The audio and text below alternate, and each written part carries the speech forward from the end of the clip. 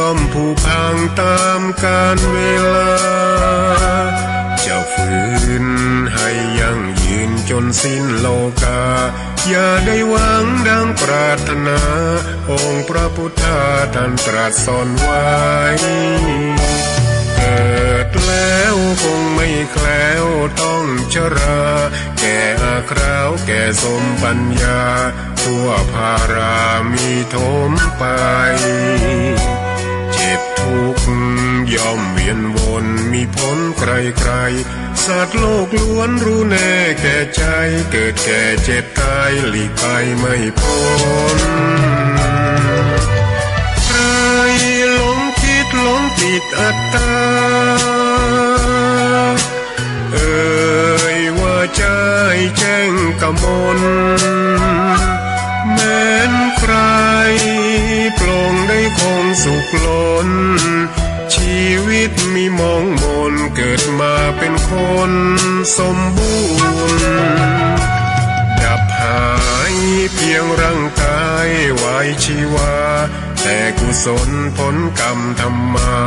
ย่อมแปลงค่ากลายเป็นทุนส่งผลให้ทุกคนเวียนวนไม่สูญสุขและทุกข์เป็นไปตามทุนที่พวกคุณได้ก่อทำมา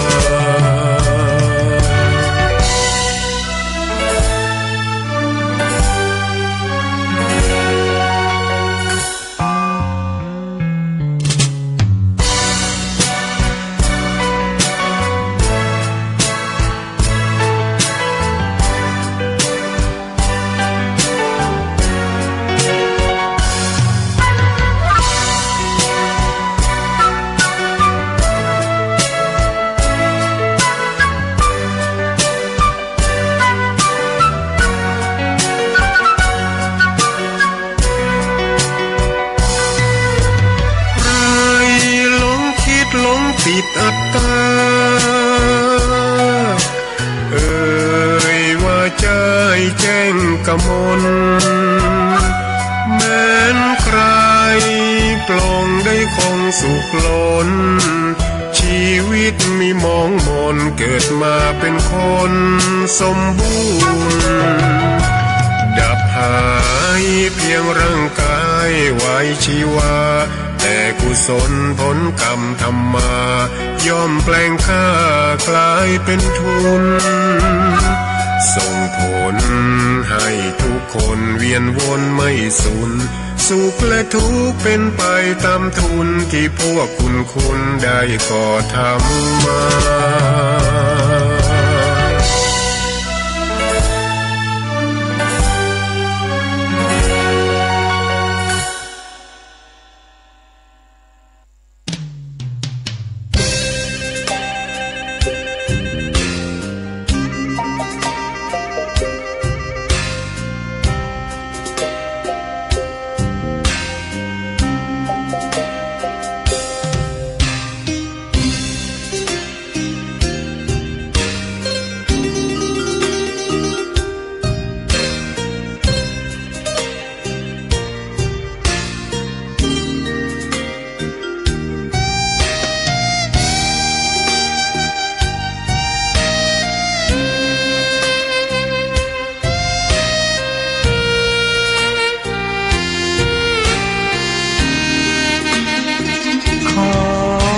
ตำนา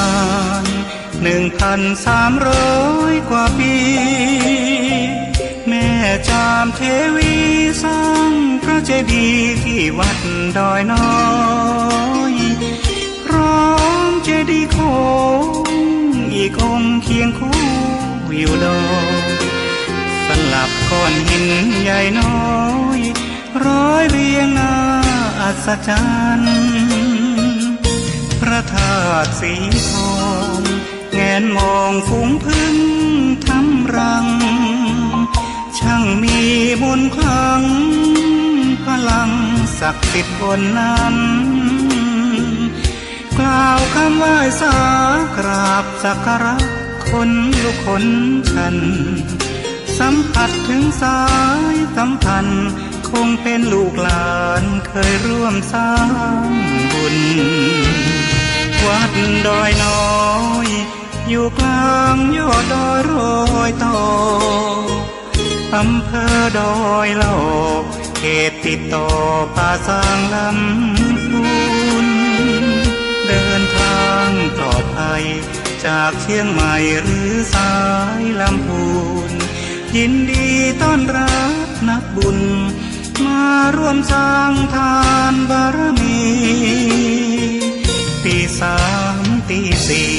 เปิดสถานีฟังตุลุงยองนักเทศเสียงทองชื่อเสียงดังก้อง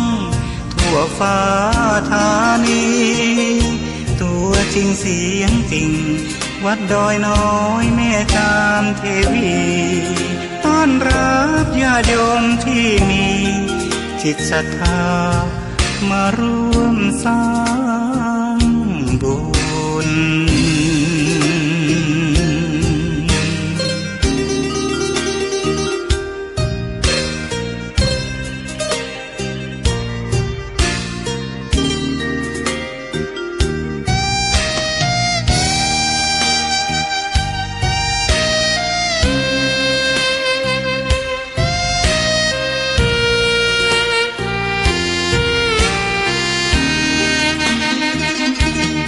วัดดอยน้อยอยู่กลางยอดดอยโรยต่ออำเภอดอยเหล่าเขตติดต่อป่าสางลำพูนเดินทางปลอดภัยจากเชียงใหม่หรือสายลำพูนยินดีต้อนรับนักบุญมาร่วมสร้างทานบารมีตีสามตีสี่เปิดสถานีฟังตุลุงยองนักเทศเสียงทองชื่อเสียงดังก้องทั่วฟ้าธานีตัวจริงเสียงจริงวัดดอยน้อยแม่จามเทวี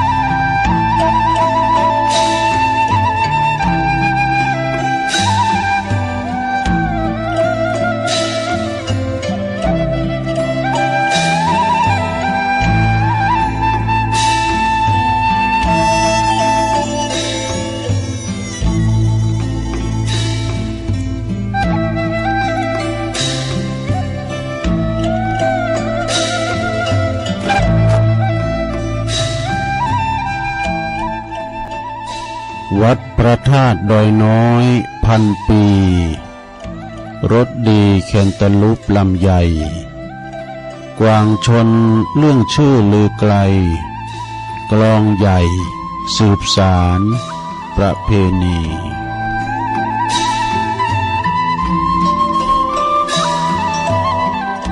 ตื่นเจ้าขึ้นมายิ้มแย้มแจ่มใสทุกโศกโลกภัยหายไปหมดสิก็ขอความนอบน้อมแด่พระรัตนตรัยอันมีพระพุทธพระธรรมพระสงฆ์เป็นสรณะที่พึ่งกราบแนบไต่ไหวสาถวายความเคารพมายังครูบาอาจารย์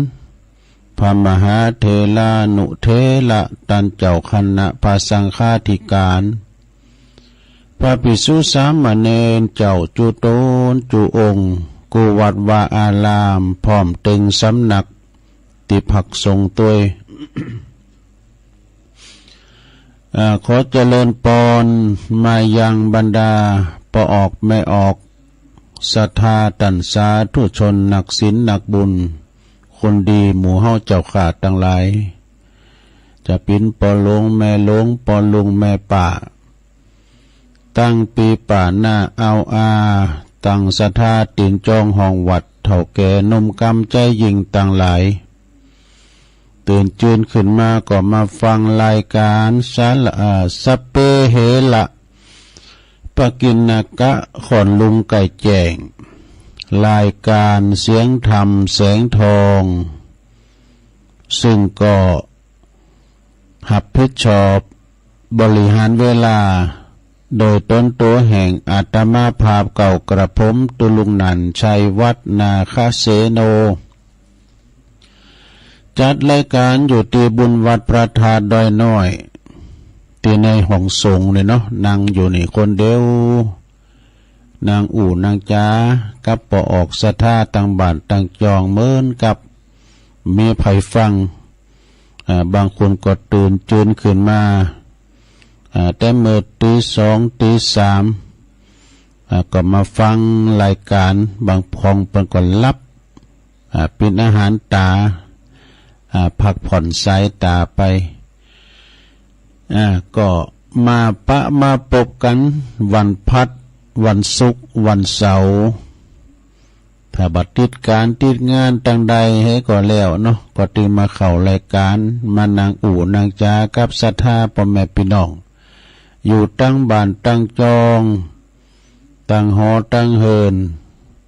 การเปิดในเวลานี้ก็จะได้ยินครูบาอาจารย์มากันเป็นวันไปนับตั้งแต่วันจันทร์ถึงวันติดปุ่นนะถ้าจะมาฟังก็มันก็ออกรายการก็มาเหมือนกันเวลาบางต้นก็ตีสามบางต้นก็ตีสามกึ่งบางต้นก็ตีสี่ไปนะศรัทธาญาติโยมก็แต่เปิ้นก็มาออกรายการให้ศรัทธาได้ฟังกันว่าเปิ้นถ่ายทอดเสียงก้ามยังก้าเนี่ยเปิ้นก็ยกยอดคืนเวลาถ้าว่ามีการถ่ายทอดอันใดก็ฟังเจ้าของรายการเปิ้นก็จะมาจัดรายการให้ศรัทธาได้ฟังกันเนาะแต่ก่อนอื่นที่จะอันกล่าวและจือและนามสถานีคืนบุญต่างๆที่เป็นมีบุญต่อโสตประสาทหูเฮาต่างหลายนี่ได้ฟังกันถึงหอถึงเฮินถึงจ้องถึงบ้านตุลุงก็จะได้นำไหวพระกันเน้อซึ่งก็มีการสวดแล้วก็พุทธคุณธรรมคุณสังฆคุณไปนะเบิกความเป็นสิริเป็นมังกรเป็นมงคลเนาะพร้อมแล้วกราบหนึ่งกราบสองกราบสามอิมินาสกาเลนะพุทธังอภิปูชยามะอิมินาสกาเลนะธัมมังอภิปูชยามะอิมินาสกาเล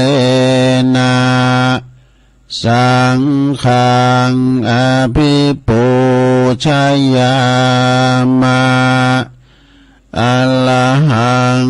สัมมาสัมพุทโธภะคะวาพุทธังภะคะวันตังอภิวาเทเมสวากขาโตภะคะวะตาธัมโมธัมมังนัมมัสสามิสุปฏิปันโนภะคะวะโตสาวกสังโฆสังฆังนะมามินะโมตัสสะภะคะวะโตอะระหะโตสัมมาสัมพุทธัสสะนะโมตัสสะภะคะวะโต อะระหะโตสัมมาสัมพุทธัสสะนะโมตัสสะภะคะวะโตอะระหะโตสัมมาสัมพุทธัสสะอิติปิโสภะคะวะอะระหังสัมมาสัมพุทโธวิจาจารณะสัมปันโนสุขโตโลกวิตูอนุตตโลปุริสตัมมาสาลาทิสัทธาเทวมนุสสานังพุทโธภะคะวะติสวะคาโตภะคะวะตาธัมโมสันติติโกอากาลิโกเอหิปัสสิโกโอปันนะยิโกปัจจตังเวทิตาโปวินโยเหติสุปฏิปันโนภะคะวะโตสาวกสังโฆอุจจุป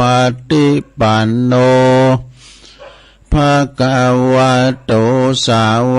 กสังโฆญายะปฏิปันโน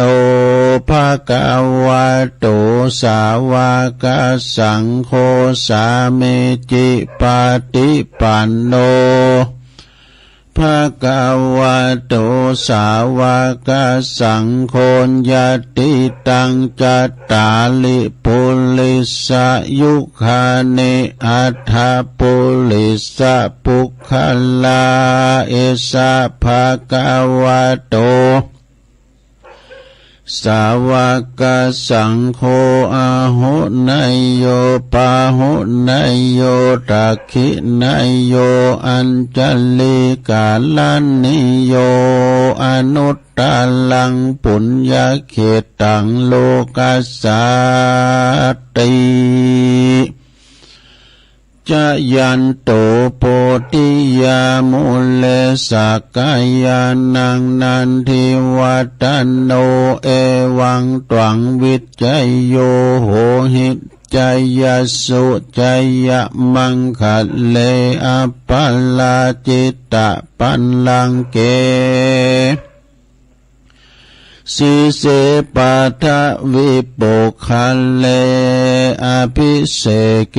สัพพพุทธานังอากัปปะโตปัมโมทัตติสุนักตังสุมังคลังสุปาภาตัง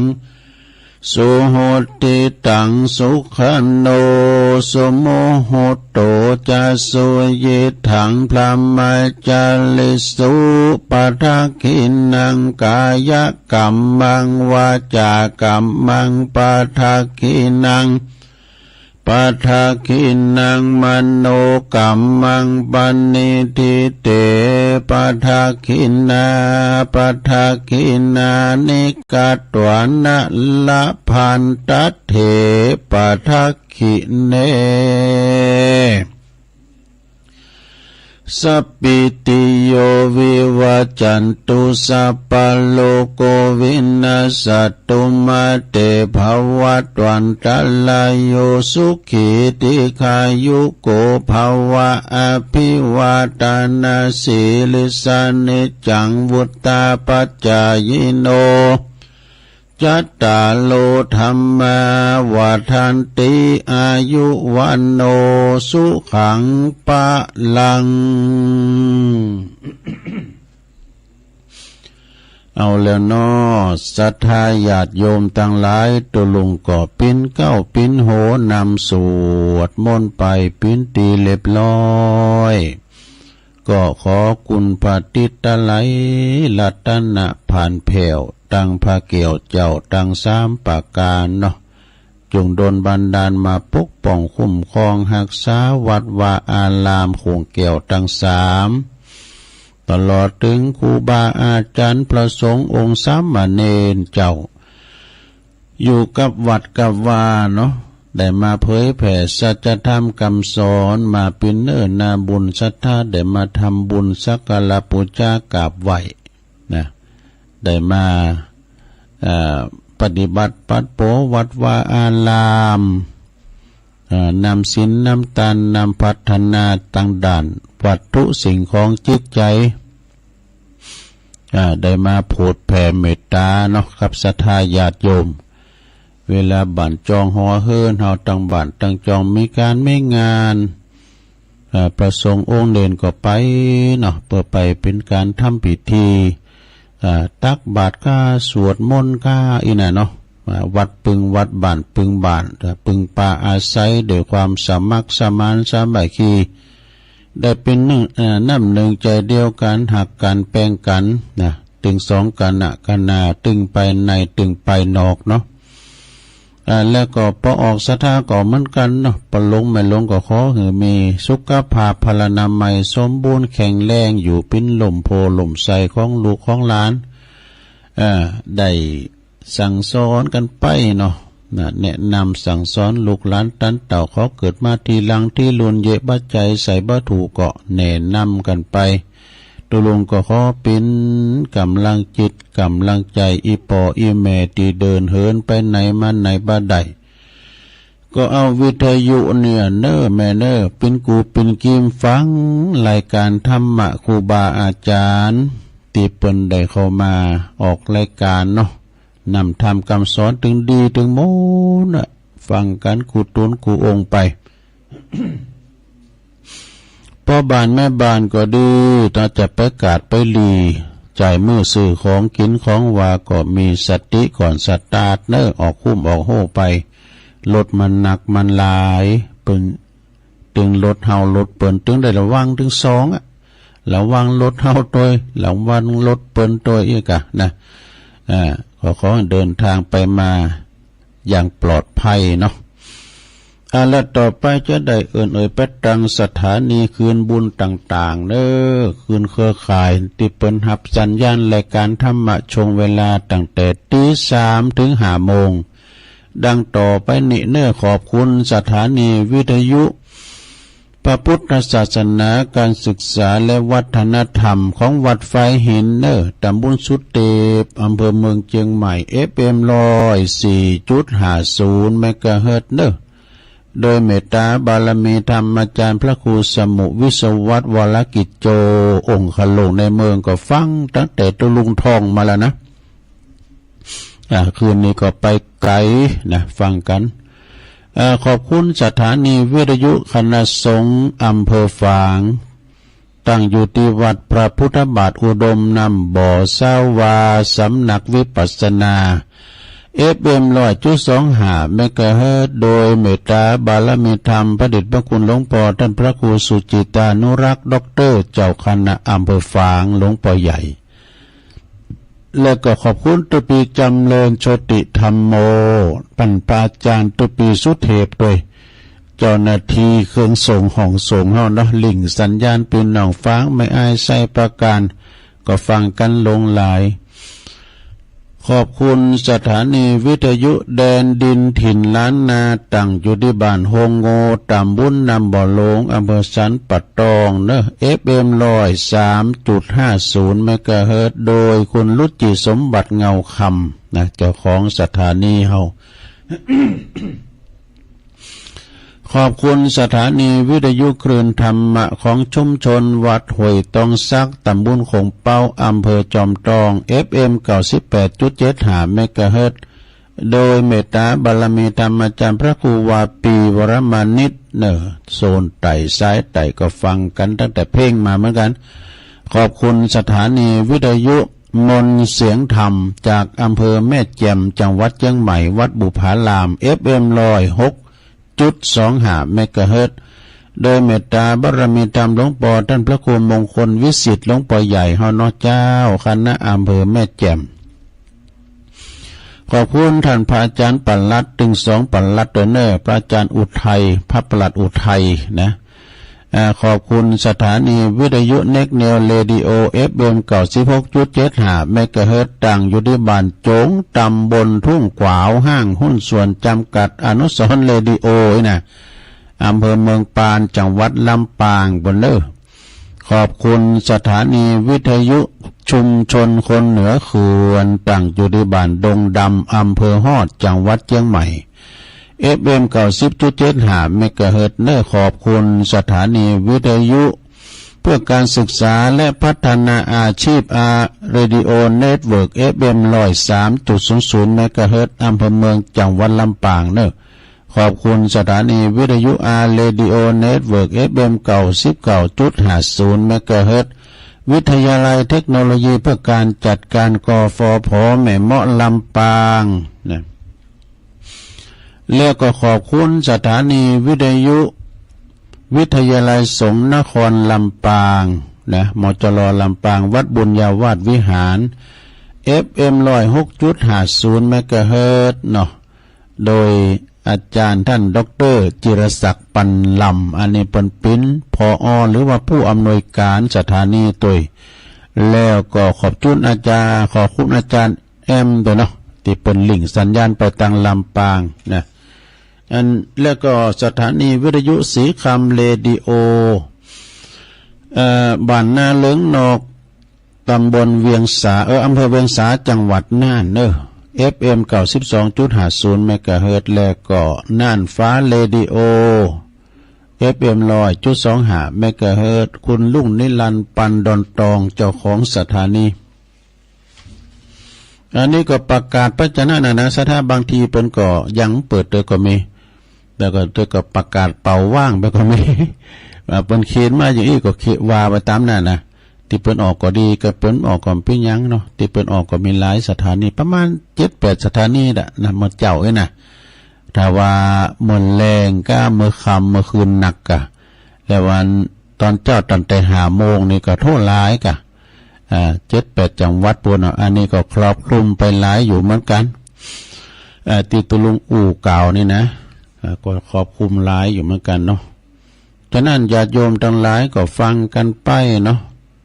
รายการธรรมะที่มีถึงวันคำการมีคืนเฮาก็มีคืนเปิ้นนี่กะ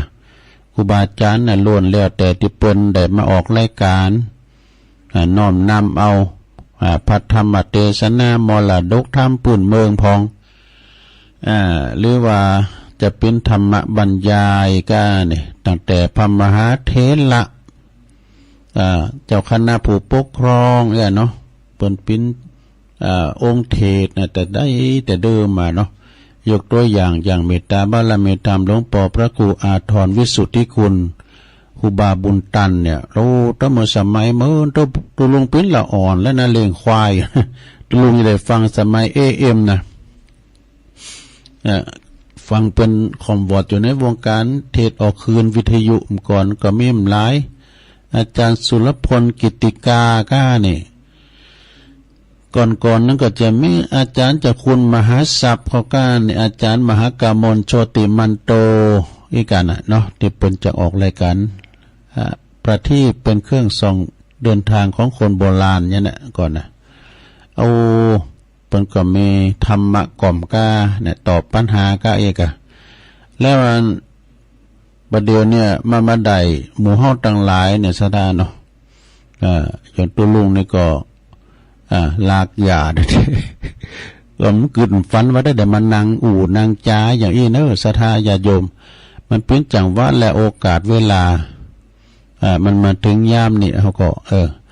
สนองงานครูบาอาจารย์ไป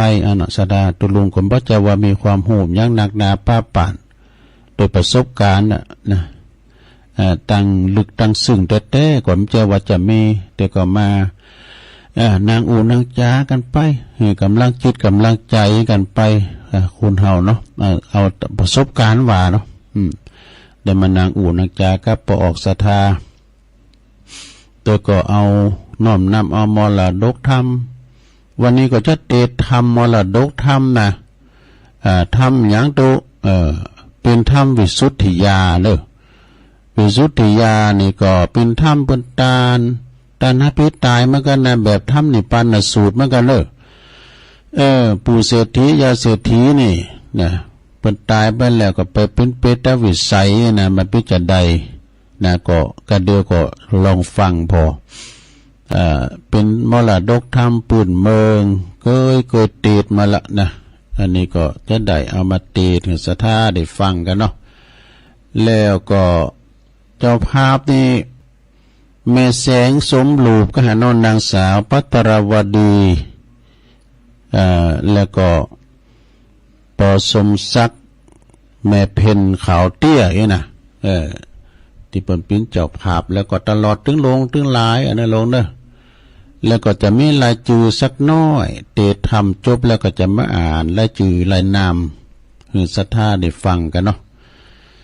แล้วเนาะเพื่อบ่ให้เป็นการเสียเวลานะ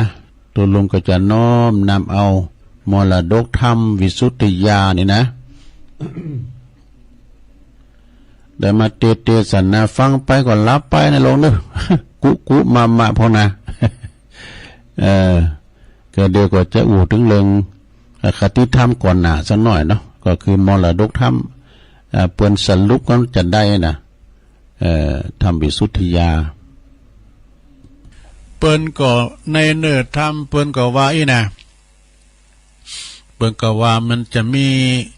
ตระกูลเศรษฐีถึง3ตระกูลด้วยกันเนอะ3ตระกูลใหญ่ๆมีเขาของเงินทองสัมปติหนักหนาป้าป่านผู้ตนหนึ่งนั้นมีชื่อว่าวิกาปตินี่เศรษฐีตระกูลหนึ่งวิกาปติตระกูลทุนสองนั้นมีชื่อว่าวิลติส่วนทุนสามนั้นก็มีชื่อว่าสุตวิหามักกะนี่ถึงเศรษฐี3ตระกูลนี่ก็มีลูกคุณละคุณตระกูลละคุณนะเศรษฐีถึง3ตระกูลนี่ก็สาระเขาของเงินทองปินต้านบ่ขาดเนอะเลงก่อนสาระเปลี่ยนต้านเปิดว่าต้านนี่คูณละเสียงละหมื่นละแสนก็มีแล้วเสียงคูณละหมื่นละแสนก็มีแล้วโอ้ตานกะทินก็เสียงเป็นหมื่นเป็นแสนกันเนี่ยเนาะซ้ำก็เอาหือลูกคูณละโกดดูซะได้โกดนี่นักเลยล้านนะเอาว่าโกดนักแล้วถึงก้านตื่อยู่ครับตื่นนักได้บดพระเจ้าเก่าตื่นนะกันเนาะก็เอาหืนลูกคนละโกดหน่วย10 ล้านหน่วย10หน่วย10 100 พันหมื่นแสนล้านแล้วก็มาโกดแล้วก็มาตื่นนะลูกก็ได้คนละโกดถึง3ตระกูลนี่นะก็พากันไปทำบุญทำทานบ่ขาดสายเนอะแล้วก็พากันไปกระทำบาปโอ้มันมาโดยกันบาปกับบุญได้แล้วตระกูลเศรษฐีถึง3นั่นก็ไปกระทำบาปหนักเลือหลายว่ะเขาพากันไปหลิ่นจู่สู่โพเมแห่งตันผู้อื่นแล้วก็ไปลักเอาเขาของคือมีจ้างมากงูควายหูก็โรยแล้วยังไปลักทั้งเปิดอยู่เนาะในธรรมนี่นะ อันนี้ว่าตามในธรรมนะขาสัตตาลิสานขาสัตตาชีวิตกินปินอาหารจูวันตึงผู้ยิงผู้จายดูนะส่วนว่าผู้ยิงนั้นนะเป็นเม่เปิ้นนั่นนะก็ไปลักเล่นจู้สู่โพเมกับตันผู้อื่นเนี่ยเล่นจู้จากโพเมตนเขาก็ปากันกระทำบาปมักหนักหนาก็เลยว่าตายไปแล้วจ่ายโยมพิบาลวะก็มามัดเอาเขาไปจู่คนลางพองก็ห้องออกปากตาไปลางพองก็ไห้ตาเหลือกไห้เลลนตาเหลือกว่ะลางพองก็ห้องปิ้นด่างโง่ปิ้นด่างควายก็มีแหละในถ้ำนะ จะย่อมพิบาลก็เอาเจอกมามัดไปจูคนหันแหละ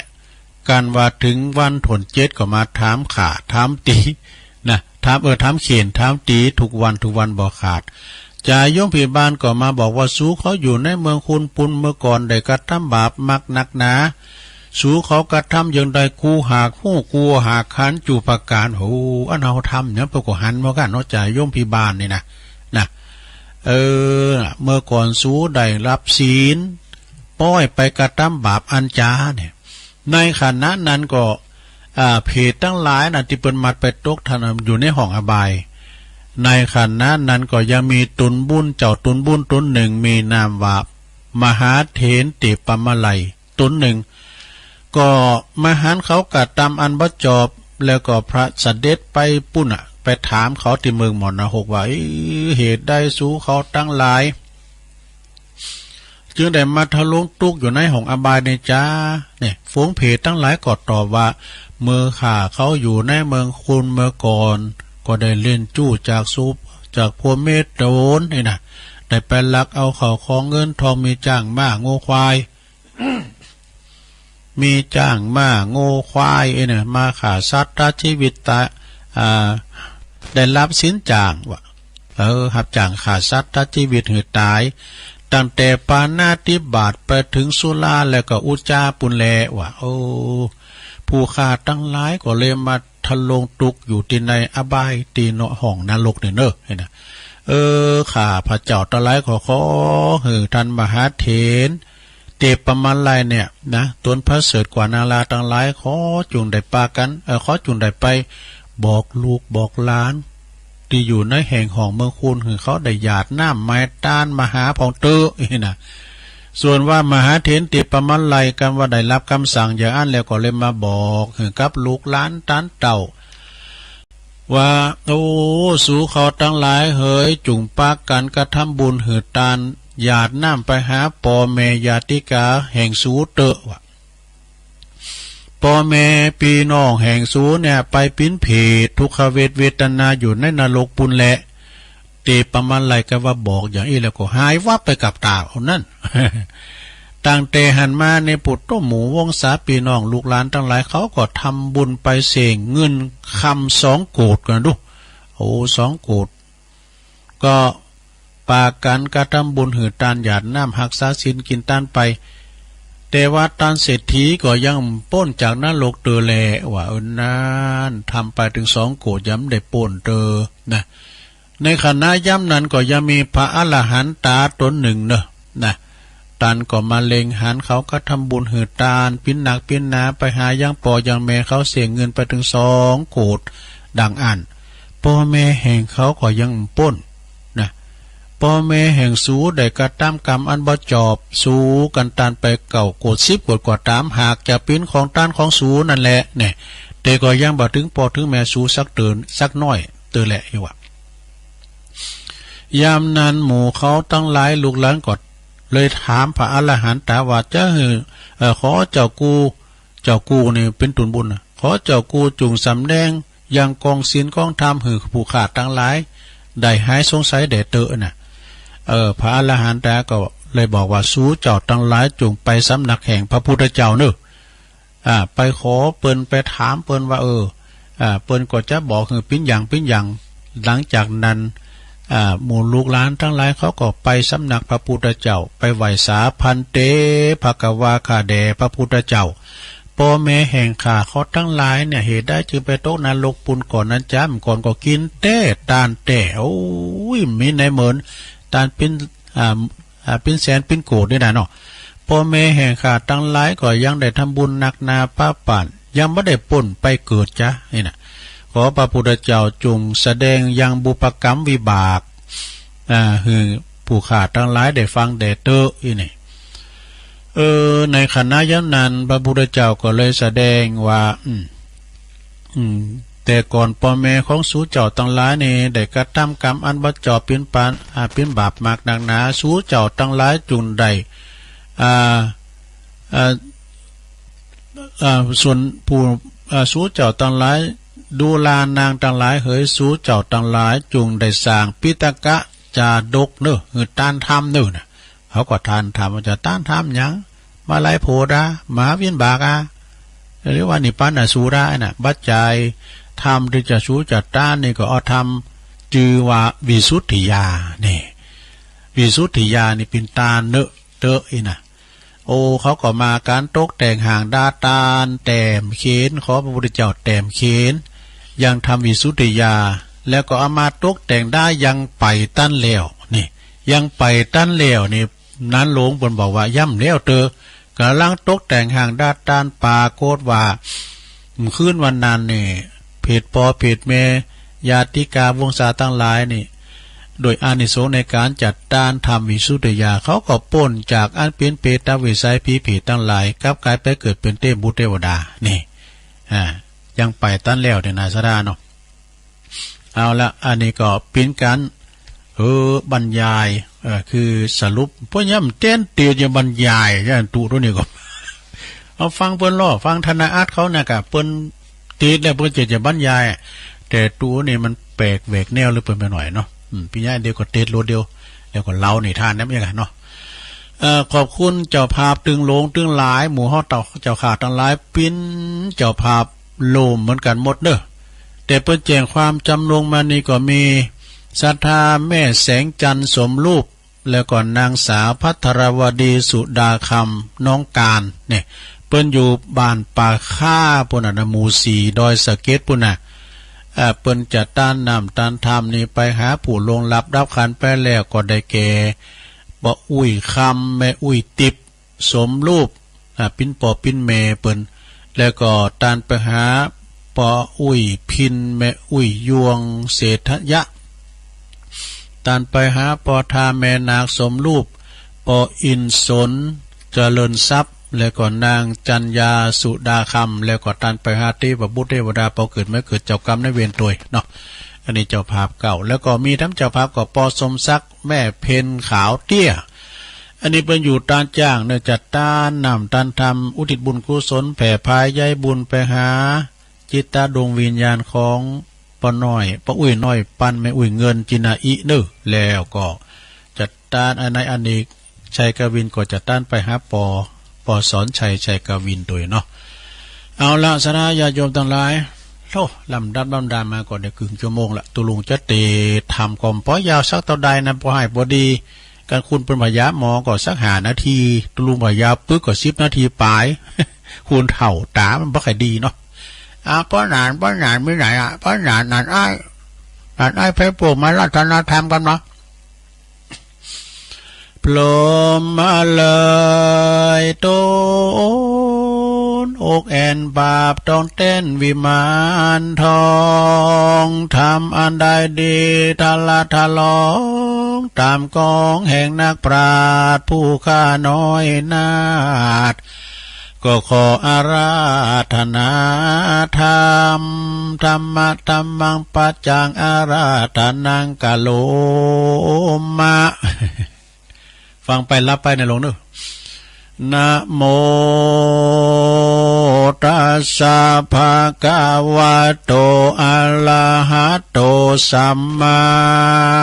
สัมพุทธัสสะเอวัมเมสุตังเอกังสัมมายังภังกวาสาวัติยังวิหาลติเจตวันเนอนัตตาปินดิงกัสสะอัลลัมเมสาทะโวดุลาสาปุลิสัตทั้งหลายอันว่าสูตรอันนี้หากเป็นนิทานแห่งสูตรทั้งหลายมีพรหมจาราจาสูตรเป็นต้นยังมีเศรษฐี3 ขกูลอันเป็นดีโดยเขาของ10,000,000 โกฏจุคนผู้ทวน1นั้นมีชื่อว่าปวิกาปฏิผู้ทวน2นั่นมีชื่อว่าวิราติผู้ทวน3นั่นก็มีชื่อว่าสุตตวิหามกะมีเข้าของและลูกคนละคนเศรษฐีทั้ง3 ขกูลนั่นก็มาสาละเข้าของเป็นตาลไปบ่ขาดเสียงคนละ10,000 ละแสนก็มีแล ซ้ำเอาไว้หือลูกคนละโกรธแล้วก็ปากันไปกะทำบุญบ่ได้ขาดแล้วก็ปากันไปกะทำบาปมากนักเหลือหลายเขาก็ปากันไปเล่นจู้สู่ผัวเมียแห่งต้านแล้วก็ปากันไปลักเอาเขาของอันมีจ้างม้างัวควายข้า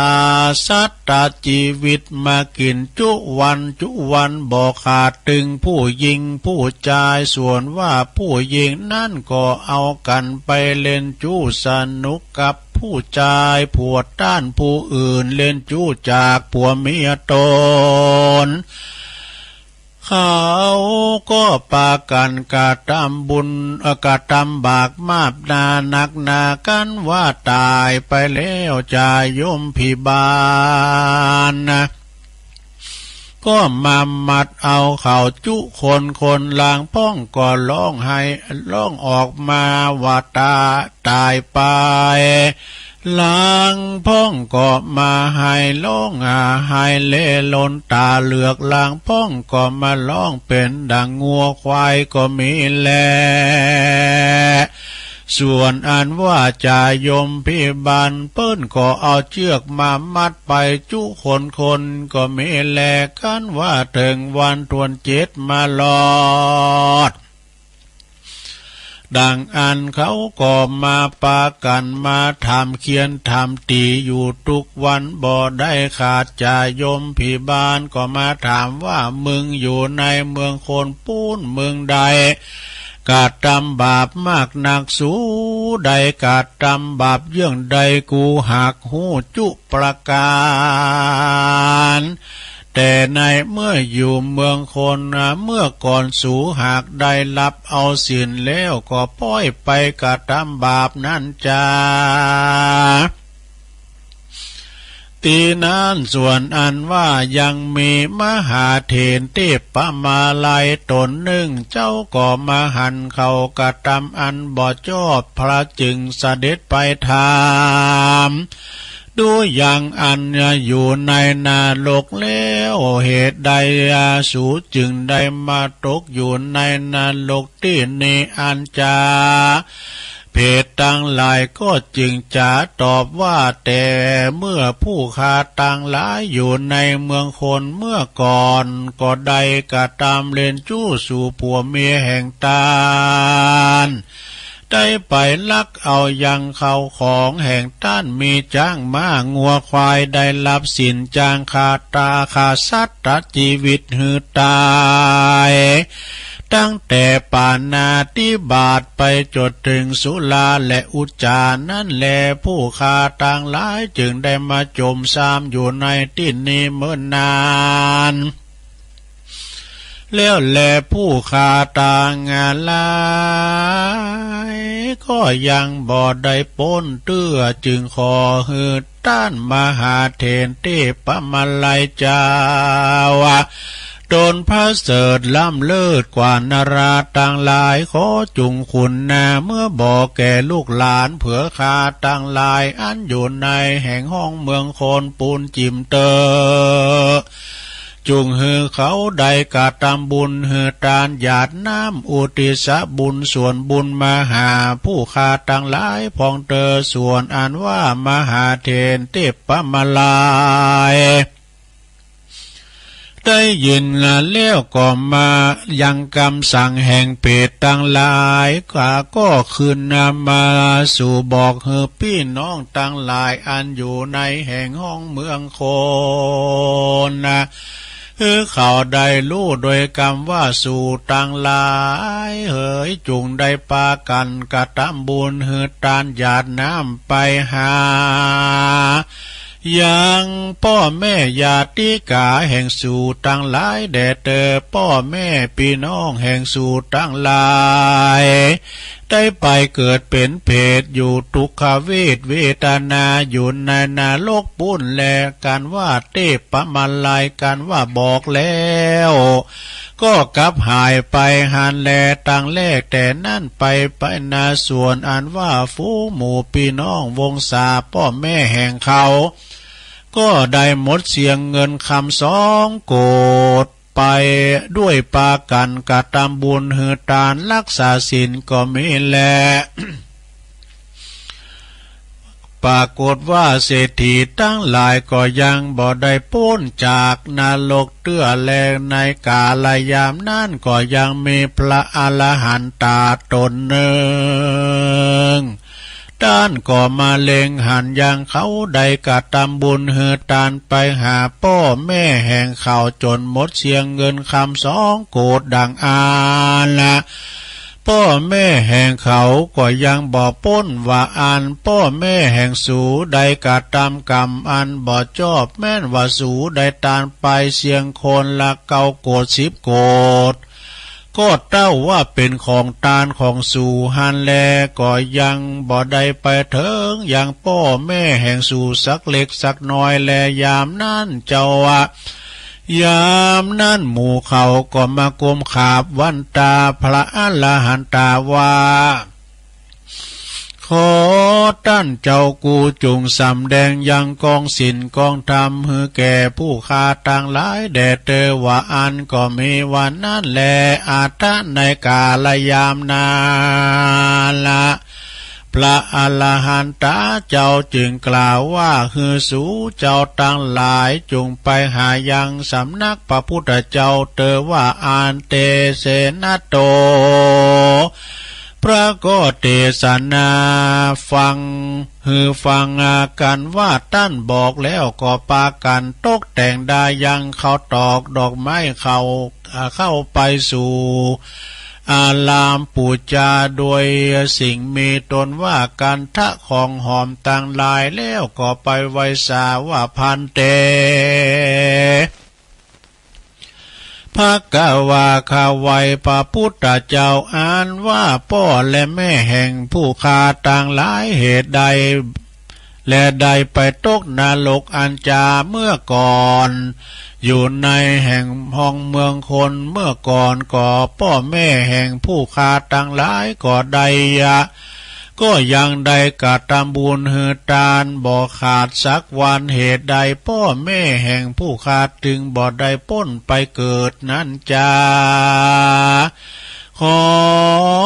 พระพุทธเจ้าจงได้เทศนายังบุพกรรมวิบากคือผู้ฆ่าทั้งหลายฟังแด่พ้องเตออันว่าผู้ฆ่าทั้งหลาย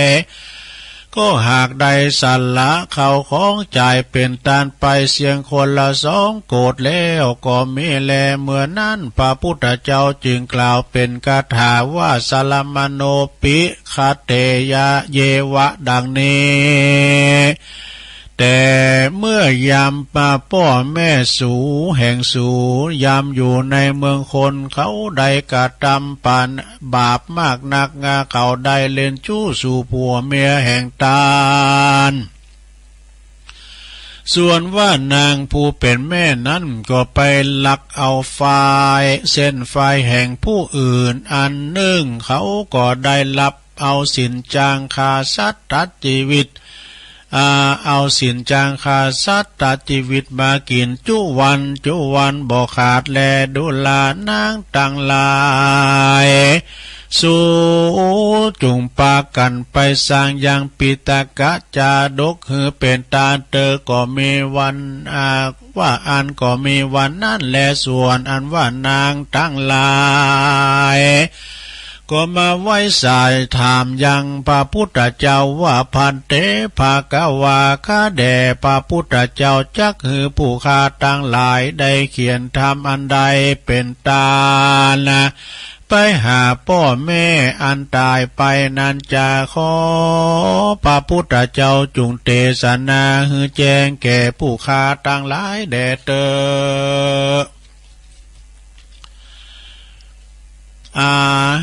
เมื่อนั้นพระพุทธเจ้าจึงกล่าวว่าดุลาท่านต่างหลายเฮ้ยจงปากันสร้างยังธรรมวิสุทธิยาฮือเป็นตาเตอว่าอันก็ฮือไปหาอย่างท่านผู้อื่นได้แต้มเขียนแล้วก็ปากันตกแต่งดาเขาตอกดอกไม้และก็ปัจจัยไปปูจาเอามาเป็นตาลแล้วก็ทำบุญอุทิศส่วนบุญไปหาผู้อันตายไปนั่นเตอแม่นว่าฝูงหมู่เพศตั้งหลายอันเป็นพ่อเป็นแม่ญาติกาแห่งสูนั่นก็จักหายพ้นจากยังเป็นเพศนั่นหากจักใดพ้นจากพ้นแล้วก็ได้ปันไปเกิดในสวรรค์จันทร์ฟ้าและในละปานบ่อยาจะเล่นนา กันว่านางต่างหลายได้ยินพระพุทธเจ้าเทศนาก็จึงมีจิตใจจมชื่นยินดีแล้วก็พากันไปตกแต่งเอายังเขาตอกดอกไม้และก็ปัจจัยกันท่าของหอมต่างหลายเข้าไปสู่สำนักแห่งพระพุทธเจ้าแล้วก็ขาบเก่าไว้วันตาว่าพันเตภะกวากาแด่พระพุทธเจ้าขอจงสร้างธรรมวิสุทธิยาผู้ข้าทั้งหลายแด่เตว่าอันว่าดังนี้แล้วเมื่อนั้นพระจึงสร้างธรรมดวงมีชื่อว่าวิสุทธิยายังไปตั้นแล้วยังไปตั้นแล้วเตื้อดังอันว่าฟูงหมู่เพศทั้งหลายอันเป็นพ่อและแม่แห่งเขาก็ปากันได้โพ้นจากอันเป็นเปตวิสัยก็ได้ไปเกิด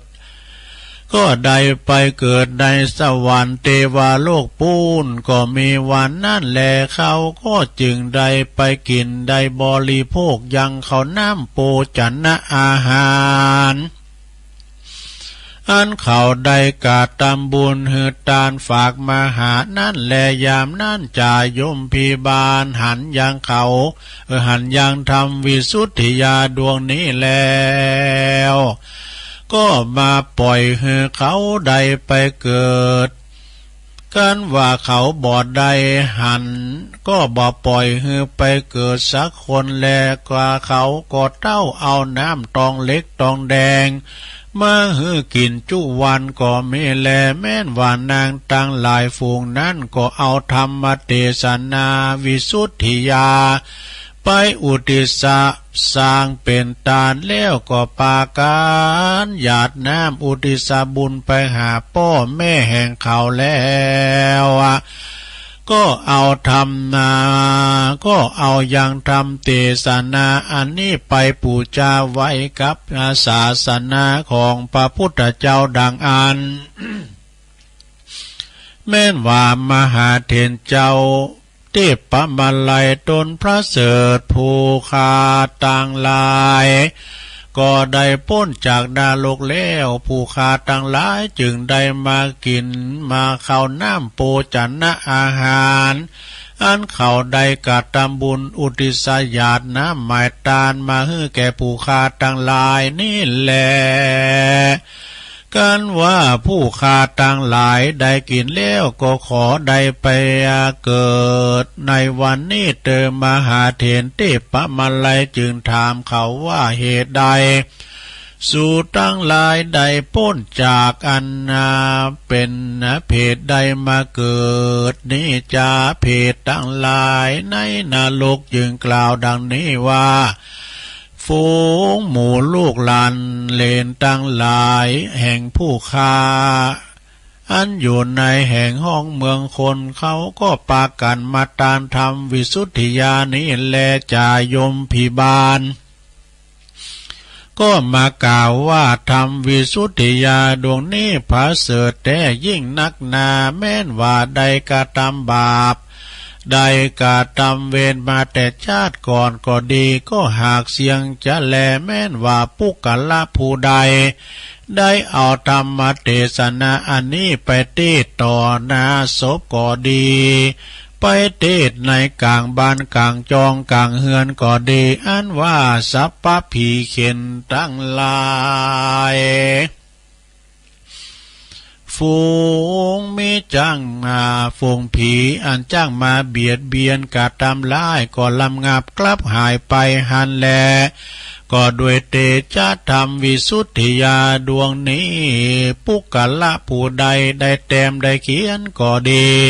ได้สร้างให้เป็นตานสักการะปูชาไว้นบขบยำก็ดีก็จักมีภาละอานิสงส์ได้ 84,000 ขันจบตาไหลเตียปิตกะอ่านนับบอดใดก็มีด้วยประการดังกล่าวมานี่แหละนะ นิติตังขียาอันเตสันนายังธรรมวิสุทธิยาก็บังกมสมเรสเด็จแล้วเต่านี้ก่อนแลสาธุสาธุสาธุจบไปแล้วหลวงเอ้ยธรรมวิสุทธิยานะก็มีอานิสงส์อันยิ่งใหญ่ตีตุลุงเตจจบไปนะโธ่คอแห้งเหมือนกันเนอะอดเอาใหญ่แล้วต่อไปก็ตุลุงจะปันป้อนกับเนื้อศรัทธาเจ้าภาพว่าปันป้อนวัวหารนะครับเนื้อตุลุงเลยนะป้อนวัวหารตุลุงมันยาวสักเท่าใดเอาหมกพอหายพอดีเนาะเดี๋ยวจะมาเล่าเก็ตทำนะแทมแต่เรานี่ทานจ้ะนี่เนาะเวลาตุลุงปนเลอะอยู่ศรัทธาเนาะเอาปอนให้กันเด้อเอวังโหตุดีและอาจารย์ในวันนี้ก็เป็นวันดีสลีสุปะมังกลกัตตาอันผาเสริฐลำเลิศยิ่งกว่าวันและยามตาหลายบ้านนี้ก็หากว่าไม่มีเจ้าภาพศรัทธาคุณแม่แสงจันทร์สมรูปและก่อนนางสาวพัทราวดีสุดาคำน้องการพร้อมโดยครอบครัวได้ปากันสลงคงควายตกแต่งแปลงพร้อมน้อมนำมายังมาตุบุภาลาจาดวงดอกข้าวตอกดอกไม้พร้อมกับธรรมเทศนากีฬานาปัจจัยแต่ยาวัตถุตานหลายหมากมวลฟูนี่มาเป็นต้านเปิดอุดิตบุญกุศลอันนี้แผ่พายย้ายบุญไปหาจิตตาดวงวิญญาณของปออุ้ยคำแม่อุ้ยติบสมรูปปออุ้ยพินแม่อุ้ยยวงเศรษฐยะปอทาแม่นาคสมรูปปออินโสนเจริญทรัพย์และก่อนนางจันยาสุดาคำแล้วก็ตามไปหาเทวบุตรเทวดาปอเกิดแม่เกิดเจ้ากรรมในเวรต่างหลายเนาะแล้วดำสดาหนึ่งนะก็ไม่มีปอสมศักดิ์แม่เพนขาวเตี้ยได้ทำบุญตานนำอุทิศแผ่กุศลนะบุญติดตามไปหาจิตตะดวงวิญญาณของปออุ้ยน้อยปันแม่อุ้ยเงินจีนาอีแล้วก็นายอเนกชัยกวินก็ตานไปหาปอสอนชัยชัยกวินผูกจุติกรรมนำต้นโตไปสู่ปาลโลกไปหน้าร้อนหาว่าเขาเจ้าตังหลายได้วางจิตใจอาลุมอาลัยไปบ่จ้างได้ไปตกตรองหวังอยู่ได้ระหว่างประตูจาตุละอาบายกับกายไปเกิดเป็นผีและเปรตทุกขเวทนาห่อนบ่ได้อาบอยากบ่ได้กินอย่างใดก็ดีก็ขอเจิญเอาจิตตาดวงวิญญาณเขาเจ้าตังหลายจนได้มาหับเอากับพิยพันธ์ของกินของทานในกาละวันนี้ยำเนคือเขาเจ้าตังหลายได้กินได้บริโภคปิ้นเขาติบน้ำติบได้ป่นเสียจากตีอยากพรักเสียจากตีพานบุญกุศลอันนี้ปัจจุจอรอถึงเมื่อเจ้าขอปิ้นเขาง่ายไปหอดเมื่อควายขอปิ้นเขาตอนไปหอดยำตอนขอกับกายปิ้นแก้วปิ้นแสงไปหอดยำแลขอกับกายปิ้นแผ่นเสื้อแผ่นผ้าไปหอดเมื่อหลากขอปิ้นเขาติบน้ำติบพาดานาสิปากการหือต้นโตเขาเจ้าตังหลายได้กินได้บริโภคป่นเสียจากตีอยากปรักเสียจากตีตุกได้เสวยความสุขในสัมปรายภพนั่นจุงจักเมบุญกุศลอันนี้ก็ขอเป็นผลสะท้อนย้อนมาสังพิทักษ์ปกปักรักษายังครอบครัวของคุณแม่แสงจันทร์สมลูกและก็นางสาวพัทรวดีสุดาคำแล้วก็ป่อสมศักดิ์แม่เพนขาวเตี้ยพร้อมด้วยศรัทธาตึงโลงตึงลายตึงโมดนะได้อยู่ดีมีสุขอายุหมันควันยืนมีโจกมีใจหิมากาขึ้นอยู่ก็คือมีใจไปก็คือมีโจกมีลาบเด้อสมดังปรารถนาจูเยิงจูปการนั่นจุงจักมียะทาวาลิวหาปุลาปาลิปุเรนติสากลังเอวะเมวะอิโตทินังเปตานังอุปกปติ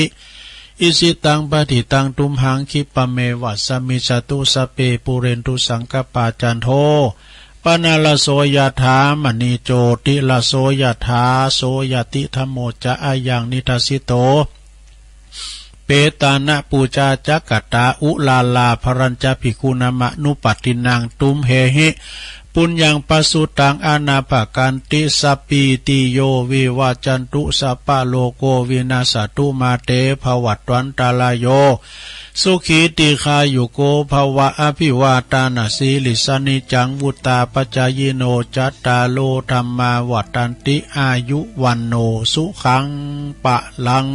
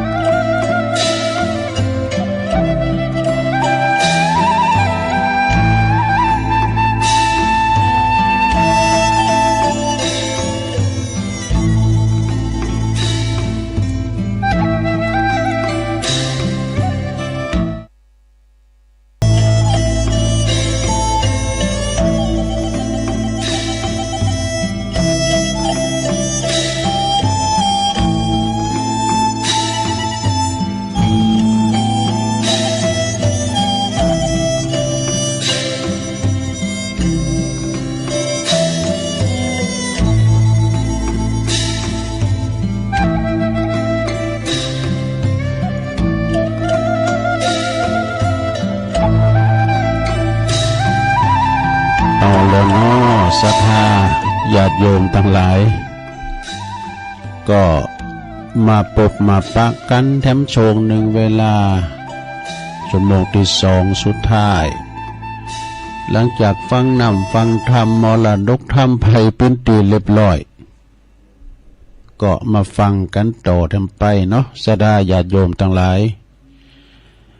วันนี้ก็อากาศก็กำลังควายมาตัวหน่อยก็หนาวมาเฮ้ยกลางคืนนี้ยังได้เป่าพัดลมอยู่เหมือนกันเนอะแล้วก็จะรับจะนอนก็ปิดพัดลมเอ๊ะกะหักษาถาดคันไว้ดีๆเนอะลงเนอะแต่ไปให้มันหนาวล่ำไปห้อนล่ำไปนะวันนี้เราก็มีบุญกันทำวันหนึ่งบุญอย่างตุก็เรายังมีลมหายใจอยู่ ลมหายใจเข้าออกเขายังมีอยู่ร่างกายเราปกติเลือดลมเดินสะดวกสบายครับถ่ายได้สบายกินได้สบายก็เป็นบุญหอแถมวันหนึ่งเนอะที่จะต้องต่อสู้ชีวิตกันต่อไปชีวิตคือการต่อสู้นะก็ต่อสู้บางพองก็ต่อสู้โดยโรคภัยไข้เจ็บก็อดเอาเนาะมาฟังเปิ่นโทรหาอาจารย์ประคูมขึ้นก็เป็นโยมเห็นดูเนาะก็เนาะมันโลกภัยโลกมันเฮาก็ไม่เอากำใส่เปิ้นมันก็กำภัยกำมันไปซะท่าโลกภัยไข้เจ็บมันมีหมดว่าเปิ้นว่าโตเปิ้นว่าเปิ้นปันไผยาทำมาอย่างอี้น่ะเนาะภัยก็มันไข้ปิ่นแหละบางคนนี่ร่ำรวยเงินทองนะนั่งอยู่บนกองเงินกองทองแต่มันนั่งลอยเข็นก็ชีวิตก็บ่สมบูรณ์เฮาเตียวใดไปปิ้นมีบ่ามีแหงหีบแกงดังโพดนี่นะโอ้เป็นบุญเนอะหลงเนอะกินได้กินไปแล้วแต่บุญนาวาสนาเฮาเนาะที่ได้ทำไว้ก็กินไปตานไปสร้างบุญใหม่ไปบุญเก่าเฮาก็มาส่งเสริมแล้วเฮาก็สร้างบุญใหม่กันต่อไปเนาะตอนนี้ก็จะน้อมนำเอาปัญจกะนี่ปัญจะแปลว่าหาปัญจกะคือหมวดห้านี่หนังสือนวโกวาทหลวงพ่อกฤษเป็นว่าโอ้เมื่อก่อนนี่ท่องได้เป็นเล่มนะหลวงพ่อกฤษพุทธอุทยานปางโมก็เอามาแจมพินเตอร์อนุสธาเนาะประโยชน์เกิดแต่การถือโภคทรัพย์5อย่างนี่5อย่างนี่นะเพิ่นบอกว่าหนึ่งเล่งตัวเองเล่งบิดามารดาก็คือพ่อแม่ภรรยาบุตรบ่าวไพรให้เป็นสุขอันนี้นะเป็นหน้าที่ของเฮานะเพิ่นว่านะเล่งตัวเฮาให้กุ้มแล้วก็เล่งปอเล่งแม่เล่งบุตรภรรยาบ่าวไพรให้เป็นสุขโดยเฉพาะในพ่อแม่นี่นะเพราะว่าใจนี่เก่าลูกเนาะก็เล่งปอเล่งแม่เนี่ยใจนี่เก่าใจนี่ก็เป็นเล่งเฮามาแล้วแต่น้อยแต่แบ่เบาะมาแล้วเนาะจนว่าใหญ่นากาบ้านบางคนก็ได้ส่งหำส่งเฮนจนจบปริญญารับราชการก็จะไปลืมกุลปอกุลแม่เนาะพระเจ้าคินเฮาก็เล่งดูเปิ้นในโอกาสว่าสุดท้ายบั้นปลายชีวิตแม้จะเป็นละจะไปลืมเทวบุตรเทวดาเฮาหรอกเรื่องบุตรภรรยาเรื่องบิดามารดาบ่าวไพรเนอะข้อที่สองเนี่ยลงเนอะเล่งเปิ้นฟูงให้เป็นสุขก็เล่งไปตามแต่เนี่ยเนาะในหนังสือแปลว่าเล่งเปิ้นฟูงให้เป็นสุขก็เอามาปล่อยพอดีมันจะว่าเล่งเหล่าเล่งยากันก็นะ3บำบัดอันตรายที่จะเกิดแต่เหตุต่างๆเจ็บไข้ได้พยาธิก็รักษาดูแลกันไปพอคอยดูแลกันไปนะอย่างตุลุงว่าน่ะเวลาว่าปอก็ดีแม่ก็ดีเจ็บไข้ได้พยาธิไปอยู่ห้องยาลูกปันหลายก่อนนะปันเว้นกันไปหรอกนะปันเว้นกันไปเติบเป็นคืนนี่นะมันต้องมีอยู่เดียวก็ถ้าได้มีอยู่นะกันลูกปันหลายเวลากันลูกเปิ้นหนักหลายเนี่ยมันก็ได้ไปเฝ้าอยู่นี่นะเนาะเดี๋ยวนี้น้ำลำได้ไปเฝ้านะกันไปห้องยาแล้วนะให้มันดีเนี่ยห้องยาน้อยนี่ก็ได้เฝ้าอยู่นะห้องยาใหญ่นี่เป็นจะมีบ้านพักญาติเนี่ยแปลว่าบ้านพักญาติคนไข้ บำบัดอันตรายอันมาเกิดแต่เหตุต่างๆเนาะแม่ข้อที่สี่หลงแปลว่าทำพลี5อย่างคืออย่างพองกอไก่บ่มีกอถึงงอบ่เนี่ยกอไก่ญาติพลีญาติพลีนี่ก็สงเคราะห์ญาติเนี่ยญาติเปิ้นตุกไล่เขียนใจก้านี่สงเคราะห์ไปขอไข่อติถิพลีคือตอนรับแขกนี่แขกมากาห้องนี่เฮาก็ตอนรับเปิ้นด้วยน้ำชากาแฟกาของกินของว่าแฮมกินแฮมว่าเลี้ยงแขกเอ้อกะแขกทั้งโผก็ดีแขกทั้งเมก็คือหมายความว่าญาติพี่น้องเฮาลูกไกลมาหรือว่าเปิ้นปัดบ่ลุงมากกว่าตามตัวเนาะก็เลี้ยงเปิ้นแล้วก็คอควายแปลว่าบุพเปตพลีบุพเปตพลีนี่ก็ทำบุญอุทิศอุทิศให้แก่ผู้ติดลงรับดับขันไปก็จะเป็นผู้วัยชนไปก็คือเคยยาเท่าปู่ยาตาโทษเนี่ยนะบุพเปตพลีเนี่ยเปตพลีเปตชนที่เปิ้นได้ลงรับดับขันไปสู่ปาลโลกไปหน้าเดินจีปีใหม่ก้านี่เขาอมสาเดิน12ปิ้งกดตานหาเปิ้นตานหาปอหาแม่บุญคุณปอแม่นี่มีนักนาป้าปั่นเป็นละมรดกตกทอดไว้ให้นาปาตั้งเข้าของสัมปติต่างๆเป็นของปอของแม่ทุกมวลนะเฮาอยู่เต้นเปิ้นนะก็กินกดตานไปหาเปิ้นแล้วว่าเฮาเย็นให้ใส่หน้าโลมันเก็บเกี่ยวคอมก่อนได้บรรสู่ควันควายกันโดนเล่งเจ้าตีกันนี่ เจ้าตีหัวดำไงแล้วพอก่อนกันเก็บหัวพวกนี้ได้ดอกเจ้าตีไฮเจ้าตีโซนั่นนะเก็บลำไยแล้วก้ามมงแล้วก้ากันแล้วก็ซาสางเก้ากิ่งมันเห็นแล้วก็เล่งเจ้าตีก้ามไหมกันตัวลุงก็จะไปกล่าวแล้วมันก็เขียนว่าน่ะ เป็นเขียนนะเจ้าของเป็นเขียนมาของอันเล่งเอาถวายให้ครับเจ้าตีไฮเจ้าตีนาเจ้าตีสนนองปุนกรรมเจ้าตีสนนายปุนเจ้าตีคุ้มเจ้าตีเฮินมีให้หมดนี่เจ้าตีนะเล่งเจ้าตีไปเขียนว่าหนูเนี่ยก่อนโดยเฉพาะก็เลี้ยงหาตานหาปอหาแมวตานหาปอหาแมวยาติพลีแบบเปตาพลีเปตาจนเป็นปู่ยาตาโทเท่าโดยว่าเป็นลงรับดับขันไปก่อนเล่งโดยวิญญาณก็มันต้านขันเข่าขันน้ำไปหาปอหาแม่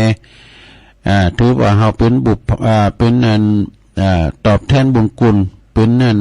ความกตัญญูต่อปอต่อแม่เฮาเนาะแล้วก็ข้อควายกับข้อละคัง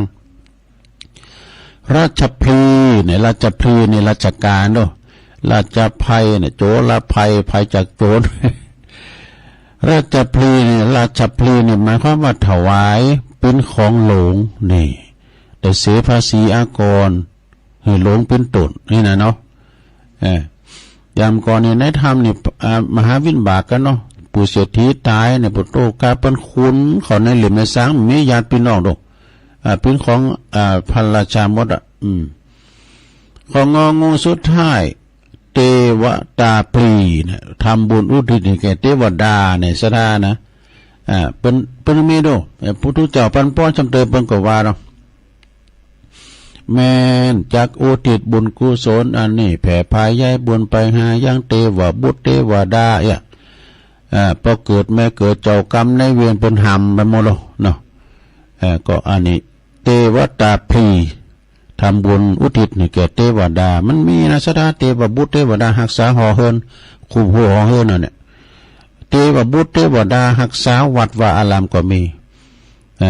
ขนาดว่ายักษ์จะเข้าไปยับละอ่อนเนี่ยแม่มันอุ้มเข้าไปในวัดเทวดาที่รักษาตูวัดตะว่าดุมได้ยักษ์เข้ามายักษ์เข้ามาไม่ได้นะฉะนั้นก็มีเทวดาลูกค้าเทวดาก็คืออยู่ต้นไม้ เปิ้นว่าอยู่หมดเปิ้นว่าเจ้าเทวดากับผีก็นี่นะอยู่ทุกหย่อมหญ้าว่ามีทุกหย่อมหญ้านะอันนี้ว่าเฮาไปที่ไหนก็ตามไปกินข้าวนอกบ้านนอกจองกลางป่างามไม้แพร่กลางกรุงกลางหน้าเนี่ยดื่มน้ำไม่ใส่ข้าวเจ้าตีนะ ไม่เชื่ออย่าลบหลู่ใส่ข้าวเจ้าตีอย่างก่อนเลี้ยงควายดูเฮาก็ใส่ทั้งวันนะข้าวเจ้าตีมันใส่ควายมันหายแล้วไปโซหาได้บ่หิมไปเหี่ยวมันไปขาไปบ่ควายข้อที่5เนื้อสุดท้ายบริจาคทานในสมณพราหมณ์ผู้พระผู้สอบนะก่อนในการต้านขันเข่าขันน้ำนี่กันนะสถาเนาะต้านขันเข่าขันน้ำไปหาเหล่าญาติกาวงศาอันนี้เป็นหนังสือนวโกวาทปัญจกะคือหมวด5ประโยชน์เกิดแต่การถือพวกกษัตริย์5อย่างอันนี้ก็ฝากฟังไว้ กัลยาณธรรมน้ำหายอย่างแล้วซะนะเนาะให้หน่อยเนาะกัลยาณธรรมกัลยาณมิตรกัลยาณธรรมเนี่ยมันเป็นแตกต่างกันอย่างได้ลงว่าพอก่อนเพื่อก็ว่าธรรมอันงามเรียกว่ากัลยาณธรรมมีหายอย่างด้วยกันเพราะวันหนึ่งเมตตาเนี่ยเมตตาเนี่ยมาเป็นเดี๋ยวขอเมตตาเดี๋ยวขอมาช่วยกันครับเดี๋ยวขอเมตตาเนี่ยขอเมตตาก็สุมาเนี่ยทะละไก่ฮะขอสุมาเดี๋ยวนะขอสุมาเดี๋ยวขอโทษนะโมเนกรรมโมเนมันจะได้ลงทุนตรงขอสุมาขอโทษขอปุจจาเลยนะเมตตานี่ก็ได้แก่ความคิดปรารถนาให้ผู้อื่นอยู่เป็นสุขนะแล้วกรุณาแล้วก็ได้แก่ความปรารถนาให้ผู้อื่นปราศจากทุกข์นี่อันนี้ข้อที่1นะข้อที่2สัมมาอาชีวะนะสัมมาอาชีโวนะ ข้อที่2มาเกี่ยวกับว่าสัมมาอาชีวะก็ได้แก่ความเลี้ยงชีวิตในทางที่ชอบบ่หลอกลวงเขามาเลี้ยงชีวิตบ่ซอบบ่โกงบ่หลอกลวงไผมาเลี้ยงชีวิตบ่ผิดกฎหมายมาเลี้ยงชีวิตนี่นะก็คืออาชีวะบริสุทธิอาชีวะมันได้นะสัมมาอาชีวะสัมมาอาชีวะเลี้ยงชีวิตชอบและข้อที่3ความสำรวมในกามก็ได้แก่กิริยาที่ระมัดระวังไม่ประพฤติมักกามในกามนี่ข้อที่4นะมีความมีสัตว์ความมีสัตว์ก็ได้แก่กิริยาที่ประพฤติตนเป็นคนสื่อตรงนี่เป็นคนสื่อตรงนะแล้วก็ข้อที่5สุดท้ายลง ข้อที่5สุดท้ายเพิ่นก็บอกว่ามีความมีสติตรวจตราไม่เลินเล่อนี่เป็นกรรมในธรรมนะถ้ามาตั้งกรรมเฮานี่ก็ว่าประมาทความประมาทเลินเล่อนะความประมาทเลินเล่อไม่เลินเล่อไม่ประมาทกัลยาณธรรม5ประการนี่ว่าคฤหัสถ์ควรบำเพ็ญให้บริบูรณ์เป็นคู่กันกับถึงศีล5ดูจะธรรมดานะเป็นคู่กันถึงศีล5กันนะกัลยาณธรรมแปลว่าทำอันงามเป็นคู่กับศีล5คือเมตตากรุณาจะคู่กับศีลข้อที่1คือปาณาติบาตนะ ปาณาติบาตเป็นห้ามฆ่าสัตว์ก็เฮามีเมตตากรุณานี่เฮาเยอะอย่างมันละนะจะบุบมันจะขีดมันอย่างโง่อย่างควายนะเอาจะบุบจะขีดมันก็โกมันเจ็บเนี่ยเฮาก็มีเมตตาด้วยมันจะเป็นปาณาติบาต อาชีวะแปลว่าสัมมาอาชีวะนี่จะกูกับข้อที่2คืออทินนาทานาอทินนาทานนะมันกูกันนะศีล5กับอันเนี่ยแล้วก็ความสำรวมในกามก็คู่กับข้อที่3ศีลข้อที่3ก็คือกามเมสุมิจฉาจารเนี่ยข้อที่4เนาะความซื่อสัตย์เนี่ยความมีสัตย์ก็จะอยู่กูกับ ศีลข้อที่สี่คือมุสาวาทเนี่ยมุสาวาทแล้วก็ความที่มีสติรอบขอบสติรอบขอบกับคู่กับข้อที่ห้าสุราเมรยมัชฌปมาทฐานนี่มีห้าข้อมันจับกันบ่ดีมันกูกันซะนะผู้มีกัลยาณธรรมเรียกว่ากัลยาณชนนะเป็นกัลยาณชนนะผู้ที่มีศีลแต่ประพฤติกัลยาณธรรมแต่ประพฤติกัลยาณธรรมก็หรือว่าบ่หรือว่ามีศีลแต่บ่มีธรรมนะมันแยกกันไม่ได้อันนี้มันแยกกันนะผู้มีกัลยาณธรรมเรียกว่ากัลยาณชนผู้มีศีลแต่บ่ประพฤตินี่นะกัลยาณธรรมบ่ประพฤติกัลยาณธรรมหรือว่ามีศีลแต่ไม่มีธรรมเนาะก็บ้านได้เจอว่ากัลยาณชนกัลยาณธรรมเป็นข้อปฏิบัติ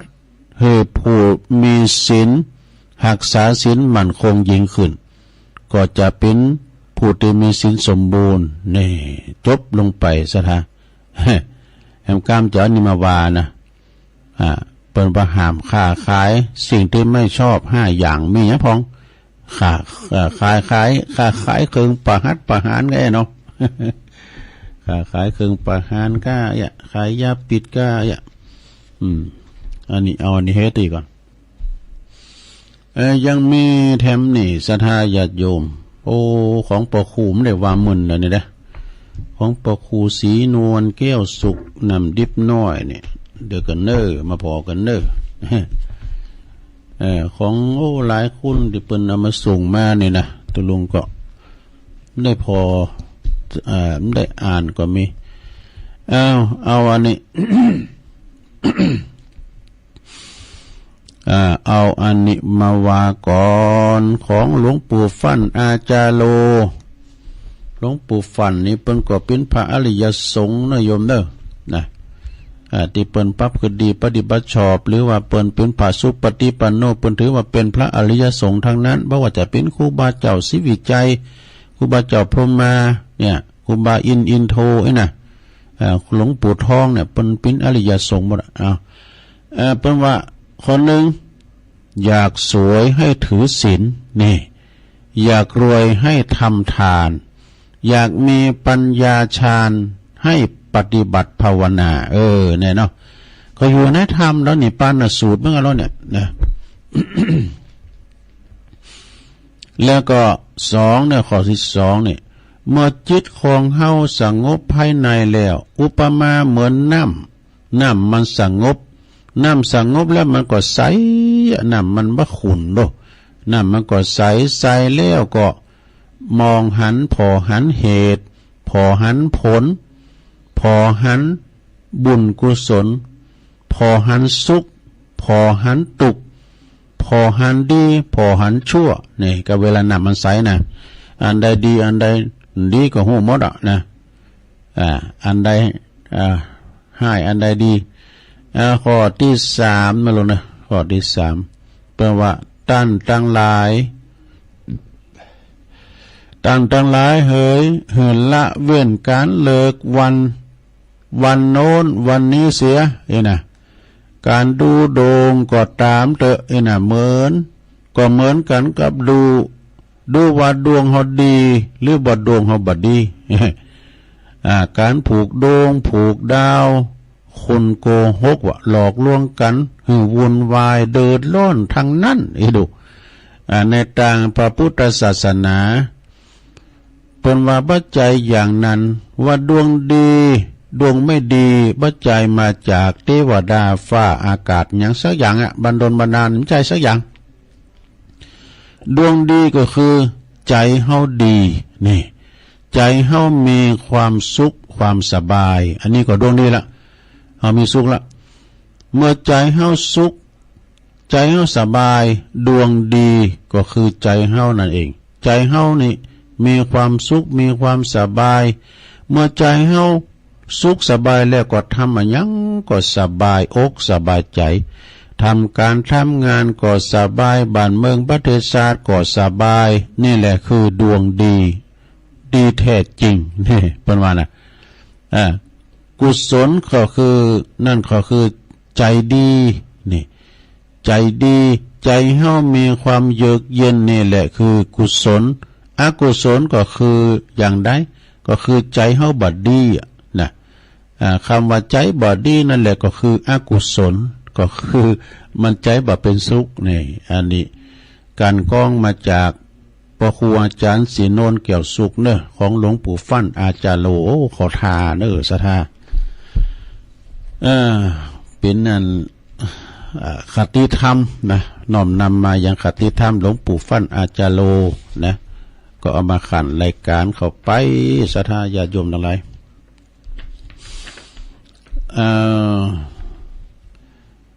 แต่ตุลุงก็มีอันนี้ทำกรรมเนาะสะทาเนาะอันนี้หนังสือของตัวลุงธรรมคติธรรมวัดบันใหม่เป็นบานเลิงอย่างกะอันนี้ต่อไปเอาอันนี้มาวาเนี่ยเป็นว่าเลิงของอันสารละเลิงของคุณเฮานี่มีหลายแบบดูหลายอย่างหลายประการคุณเฮานี่มันเหมือนกันนะจิตใจก็แตกต่างกันไปใบหน้าใบตาบุคลิกลักษณะมันเหมือนนะจะป้าคุณที่เหมือนคุณกรรมไปเข้ากรรมเดือนปริวาสไปป้ากูเหมือนตุลุงเขาว่าโอ้กูแฝดใกล้มันเหมือนตุลุงมันโหกว่าล้านเหมือนแต่เป็นเจ้าหนุ่มแล้วถ้าแก่เลือเขาหน่อยเนาะแต่ว่าเป็นสีดำหน่อยแล้วเขามันขาวหน่อยเอาพอสีเหมือนกันนี่นาสาระเรื่องของคนเนี่ยคนเนี่ยสติบ่สมบูรณ์เนี่ยครบถ้วนเนี่ยว่าคนบ้านี่คนบ้านี่เป็นคนรุดปุ้นแล้วดอกรุดปุ้นอย่างตัวก็รุดปุ้นแล้วนี้มันได้ครับพี่สอบอย่างนี้นี่ศีลมันก็มีแล้วนี่รุดปุ้นแล้วกันเนาะคนหลุดพ้นเนี่ยเขาว่าอันน่ะคนบ้าแล้วคนเฮาคอยถ่าเนี่ยคุณโกหกจูเขามาถ่าเนี่ยถ้ามา6 โมง8 โมงยังมาเลยจูกันมาถ่า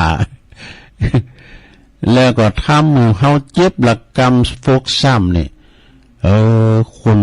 คนหลอกลวงเนี่ยคนหลอกลวงต้องคอยถามทวงคอยทวงเนี่ยก็คือคุณขี้ลืมแต่กะอันนี้เนี่ยโอ้บัดเดียวนี่ก็ขี้ลืมกันไปหน่อยซะได้เนาะเฒ่าแก่มาแล้วนะอย่างตุลุงก็นะโอ้สัญญาไม่แน่นอนแต่ก็ลืมกินยาพองก้าน่ะมันต้องมีดูคุณเฮาน่ะขี้ลืมนะลืมกรรมโต๊ะเก่าพองก้าเนี่ยแต่บ่ลืมนี่ลืมศีลเนอะจะไปลืมเนอะแล้วก็คนที่คนบ่มีภัยปลื้มก็คือคนใจดำนี่คนใจดำนี่ก็คือว่าคุณใจขาวนะคุณใจดำกรรมเป็นน้ำเป็นธรรมใจดำมันเหม็นหม้อในกรรมมาเก่าเป็นว่าเนาะ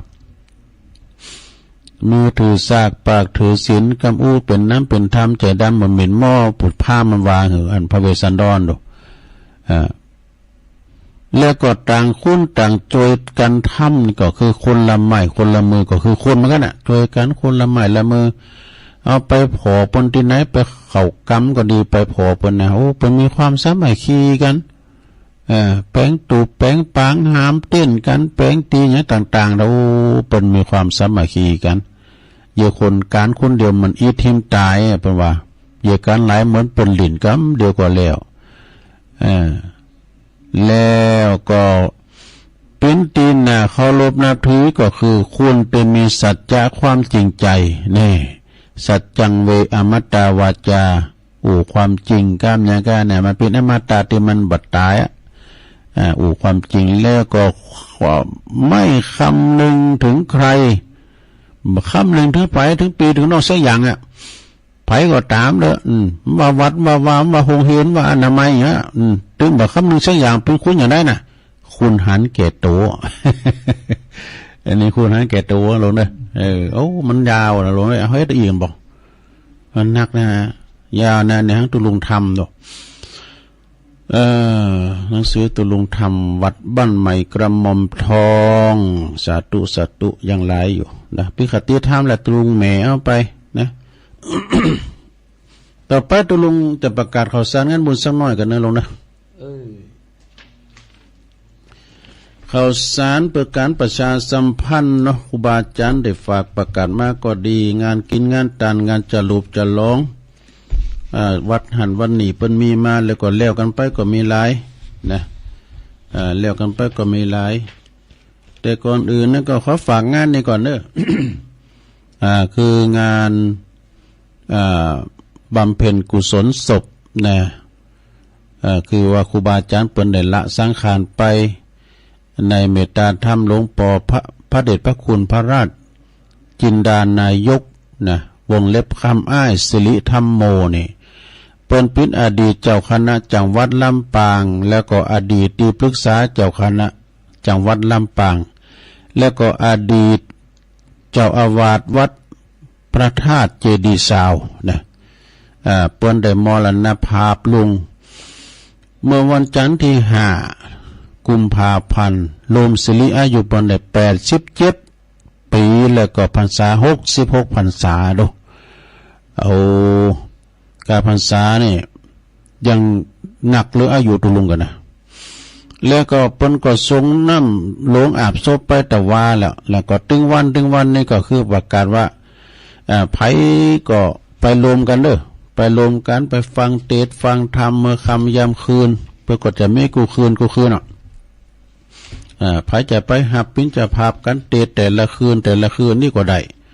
หรือว่าไผจะไปสู่วางผ่าทอดผ่าบางสกุลก็ไปฟังสวดพระอภิธรรมอย่างต่างๆก็เจิญกันได้เด้อที่วัดนี่นะไปรวมทำบุญกันอันนี้ก็เพิ่นจะปิดศพมันได้นี่ก็ฟังท่านมหาสมชาติบางกำเนาะแล้วก็วันที่22 23 24 กุมภาพันธ์นี่เพิ่นจะมีทรงน้ำพระธาตุวัดฟ้าหลังเด้อตำบลดอยหลออำเภอดอยหลอจังหวัดเชียงใหม่ในเมตตาธรรมพระครูปิยกิจปรีชาที่ปรึกษาเจ้าคณะตำบลดอยหลอเขต2นี่นะเพิ่นจะมีรายวันอยู่แล้วก็จะมีสืบชะตาลงด้วยอย่างทำหลายอย่างเนาะสถาก็เป็นงานบุญใหญ่ทำงานหนึ่งของอำเภอดอยหลอเฮาตรงกับเดินหาปิงบดีกันเนาะนะเพราะนั้นก็ไปลมทำบุญทำกุศลด้วยกันเด้อไก่ถนนน่ะวัดฟ้าหลังกับวัดของครูบาหลวงปู่ครูบาอินโทเก่าอ่ะนะแล้วก็วันที่21 22 23 มีนาเหมือนกันเด้อจากกันไปทำเดินนึงกันนะเพื่อจะมีปล่อยหลวงเสนาสนะแล้วก็ภายในวัดแล้วก็วิหารพระเจ้าละแข่งด้วยนะและจะร้องอายุวัฒนมงคล6 รอบ 72 ปีของพระเดชพระคุณหลวงปอพระครูสุจิตานุรักษ์เจ้าคณะอำเภอฝางโดยวัดพระบาทอุดมเด้อก็ยังไกลอยู่เนาะตั้งแต่ไปเมืองฝาง21 22 23เนี่ยนะมีนาเมื่อก่อนนะ แล้วก็วันที่27-28 กุมภาพันธ์นี่ก็งานทรงน้ำกูของครูบาจันแก้วหรือว่าหลวงปู่พระครูศรีหธรรมรัตน์ด็อกเตอร์อดีตเจ้าอาวาสวัดแพะโป่งเด้อเปิ้นจะมีขึ้นในวันที่27-28 กุมภาพันธ์เนี่ยปลายเดือนนี่นะ27นั้นเปิ้นก็จะทำบุญทักษิณาโดย28ก็เป็นการส่งน้ำพระธาตุส่งน้ำกูวันคำก็ไปรวมทำบุญกันเด้อละแวกไก่เคียงของวัดแพโป่งตำบลเหล่ายาวอำเภอบ้านโฮ่งเด้ออันนี้ก็ท่านอาจารย์พงศพัฒน์หรือวัดตุปีบอลแล้วก็ปะหลงนี่ก่อนคำลือเกียรติเขาก้านี่ปนนั้นอายปนนั้นอายแพโป่งนะรัตนธรรมเนี่ย27-28เนอะแล้วก็วันที่24นี่ก็มีงาน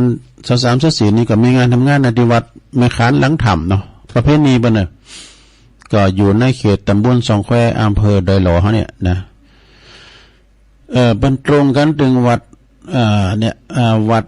ฝรั่งแล้ววันที่25ประยัดตอดผ้าป่าด้วย1ตุปีนลินโลจาโนพร้อมกับคณะศรัทธาเนาะแล้ว21ถึง24ก็งานปล่อยโลงเหมือนกันนะกุมภาพันธ์ที่ปุ้นเพิ่นจะร้องพระราชเวดากองพร้อมด้วยเสนาสนะภายในวัดดอนจันทร์เด้อปุ้นวัดดอนจันทร์นี่ตำบลเวียงกาหลงอำเภอเวียงป่าเป่าวันที่21นั้นเพิ่นจะมีการต้านอันนี้นะเสนาสนะต่างๆ24เนี่ยเพิ่นจะแห่โคตรตานเนาะมีโซด้วยเนาะไปฟังโซกัน เป็นบัดบังเกิดของอาจารย์พระครูอภิวัฒนวิกรมเนาะก็ไปกินเป็ดตาลโฮมกินโฮมตาลรวมกันเด้อตีเวงป่าเป่านะทำงานหนึ่งก่อนในวันที่1 เมษายนนี่ก็งานส่งน้ำพระธาตุเด้อส่งน้ำพระธาตุหยังเปิ้นก็มีจื่อนะปูนวัดสันเหมิงตำบลหนองหล่อง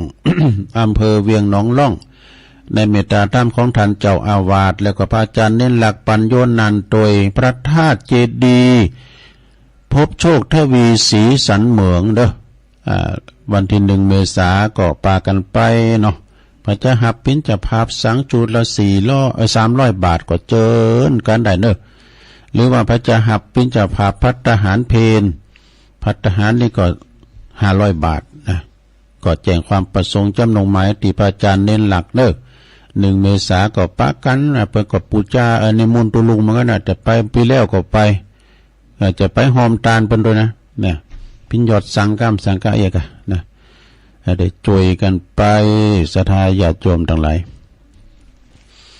แล้วก็มีทำอยู่กันนะเดียวกันเรื่องงานมีอยู่23ถึง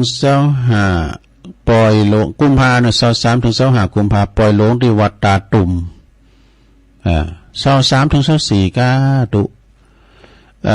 เป็นได้มีปล่อยโลงที่วัดตาตุ่มโลงเด้อตำบลตาตุ่มอำเภอป่าซาง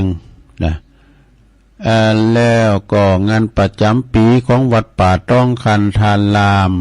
13-14กุมภาวาเลนไทน์พอดี13-14กุมภาเด้อ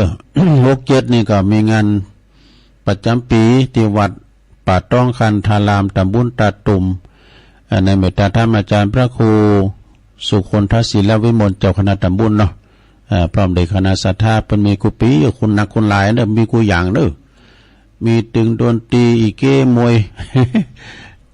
มีทุกอย่างก็เดียวกันนะ แต่กับลุงก็มีรายจื่อหน่อยนะรายจื่อหน่อยนะเดี๋ยวลืมไปลืมประกาศไปเดี๋ยวประกาศรายจื่อให้หน่อยเนาะก็แม่จันดวงพรหมเด้อเปิ้นอยู่บ้านห้วยโจดใต้ปากกันที่งานปล่อยโลงที่วัดมอนห้วยแก้วหอมมา100 บาทเนาะยินดีนะแม่จันดวงพรหมแล้วก็แม่ซองเมืองพรหมมาเด้อนะบ้านห้วยโจดใต้จอมต้องแถม1 ซองอันนี้ปอสงวนเนาะปอสามัญหรือปอสงวนแม่แดงปูนเปิ้นอยู่หนองสลิงเนี่ยเปิ้นว่าหอมตาลมีนายอภิสิทธิ์นางเข้าฟ้างนันตาน้องสลิงเด้อลมทำบุญอาจารย์ชัยวัฒน์100 บาทขอบคุณเด้อปักกันที่งานปล่อยโลงแม่คำมูลสุกันทาอันนี้ก็ปาจันบุญนะเวงป่าเป่าบุญนะเวงกาหลงเวงป่าเป่า50 บาททำได้ยินก็เปิ้นจะได้อันนั้นเด้อเนาะอันนี้แจห่มเด้อแจห่มบันสันนี่ว่านะแม่บุญปันวงคลองศักดิ์อีกฮะเดี๋ยวแจห่มลำปางแม่น้อยอินยาสีจากลำปางนะแถม1 ซองแม่สังเงียมหน้านวลนะหน้านวลบ้านสันเกลือตะอำเภอแจ้ห่มจังหวัดลำปาง1 ซองเด้อแล้วก็มีนายสมศักดิ์นางศรีนวลเจริญสุขแล้วก็บ้านแม่ขาวบัวน้องบัวเนาะมอนปิ่นฟางมันก็ไหนเนาะแล้วก็มีอันนี้เป็นวงเล็บว่าเนี่ยโกเป้านะศรัทธาโกเป้าเนาะ แล้วนี่วันนั้นไปตีงานขาวดำเนาะตีบันตีเหล่ายาวเปิดก็มีแม่บวชจันเด้อ กุลนันกาดเปิดก็ลมปูจากันเตียดกันทำตะลุง100 บาทเนาะแม่โบคลี่คำวังพึก100 บาทแม่เหรียญทองอินทนุ50 บาทแม่นางพัทรพรนี่กันเนาะเกษมนิธิกมลนี่ก็ฐานพิษขสุมาเนี่ย100 บาทเนอะแต่อย่าเนาะขอบคุณเนอะอปอนด้วยกันน้ำกำเนาะสัปปีติโยวิวัจจันตุสัพพะโลโกวินาศตุมาเตภวัตวันตรายโยสุขีติคายุโกภวะอาภิวาตานะสีลิสานิจังวุธาปจายโนจัตตาโลธรรมาวทันติอายุวันโนสุขังปะลางเอาแล้ว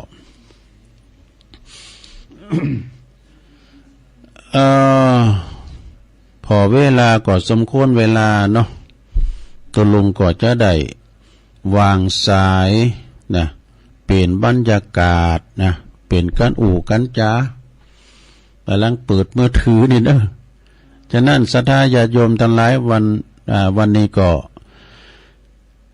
เป็นวันพฤหัสบดี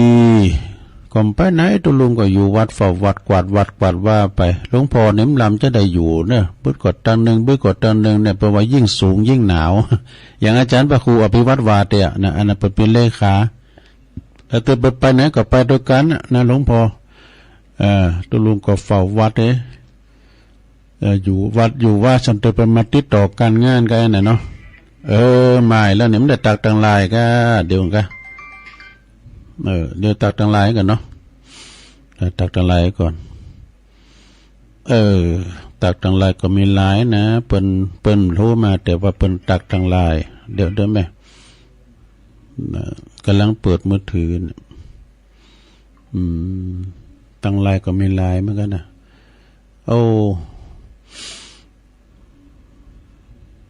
มือถือตัวลงมันกดจ่ามันอืดเหมือนกันนะ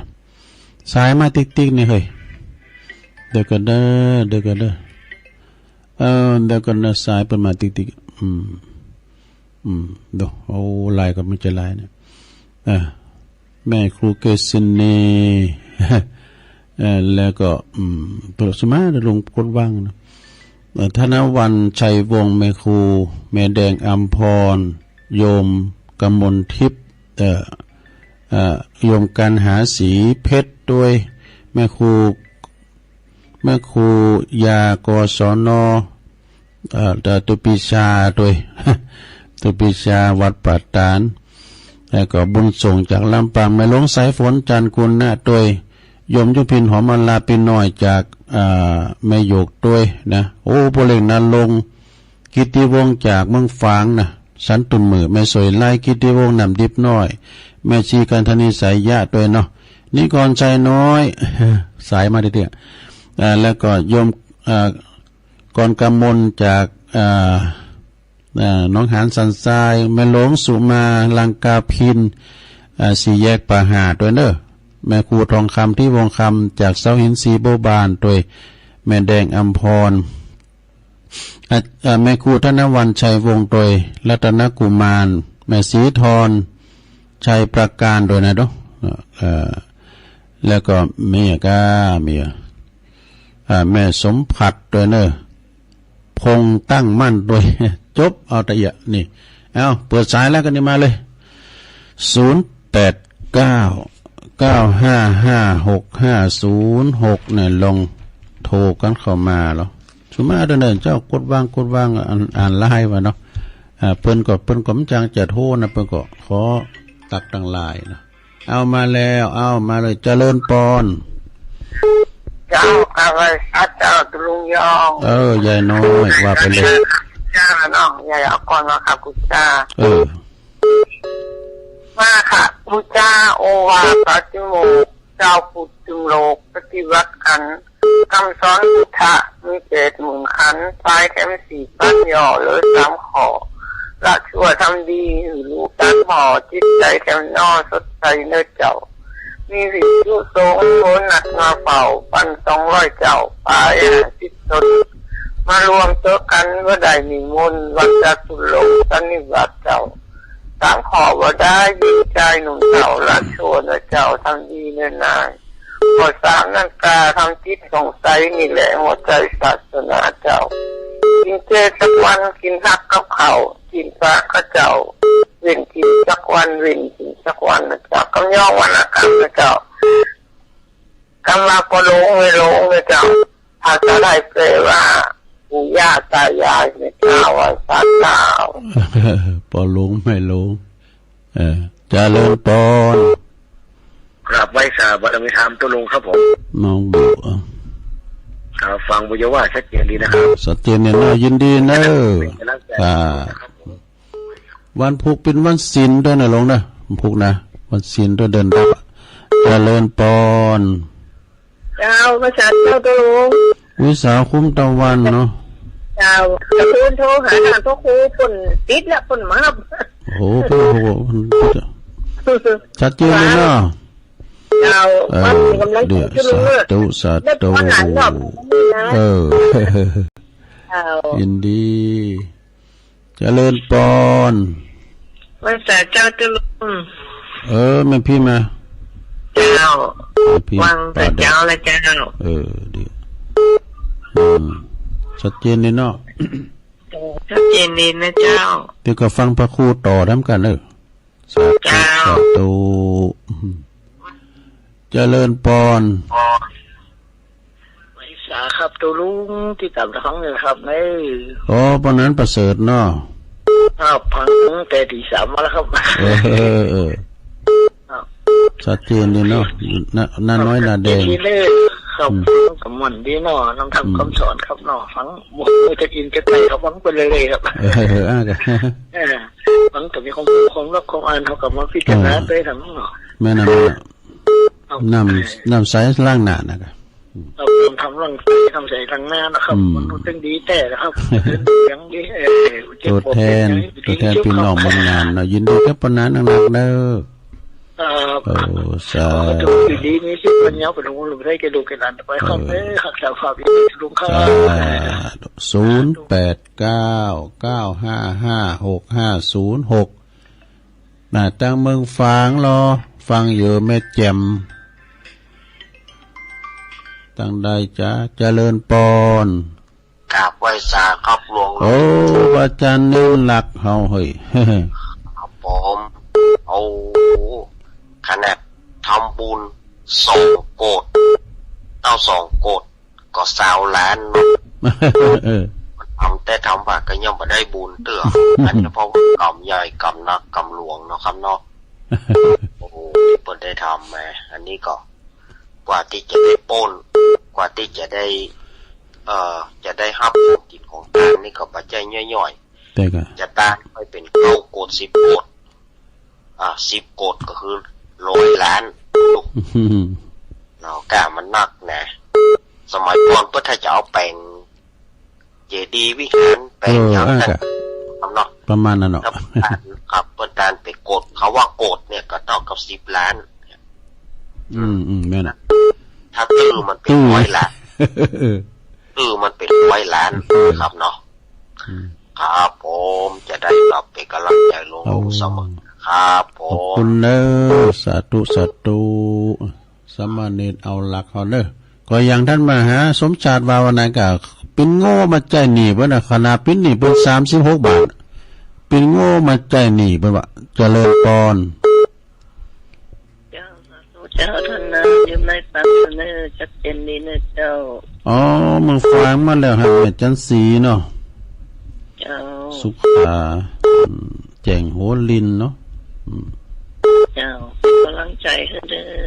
อยินดีนะแม่เด้อสาธุปิ้นนี่เปิ้นอยู่ตะเฮือ36 บาทเกิดมาทำจ่ายปีโง่มาใจหนีป่ะวะเจริญปอนเป็นสาเจ้าตัวหลวงแม่สมพัฒน์เจ้าแล้วเจ้าแม่สมพัฒน์นี่เจนดีนะตัวหลวงแม่ย่อยสันชาแบบพ้นหนาวได้เนาะมันพ้นหนาวเหรอวันเนี้ยชัดเจนนี่เป็นกำลังใจนะเจ้ายินดีเนอะเจ้ากล่าวว่าเจ้าเจริญปอนเจ้าตัวลุง แม่เพ็ญขาวเตี้ยครับชัดเจนดีเนาะได้เอาเลย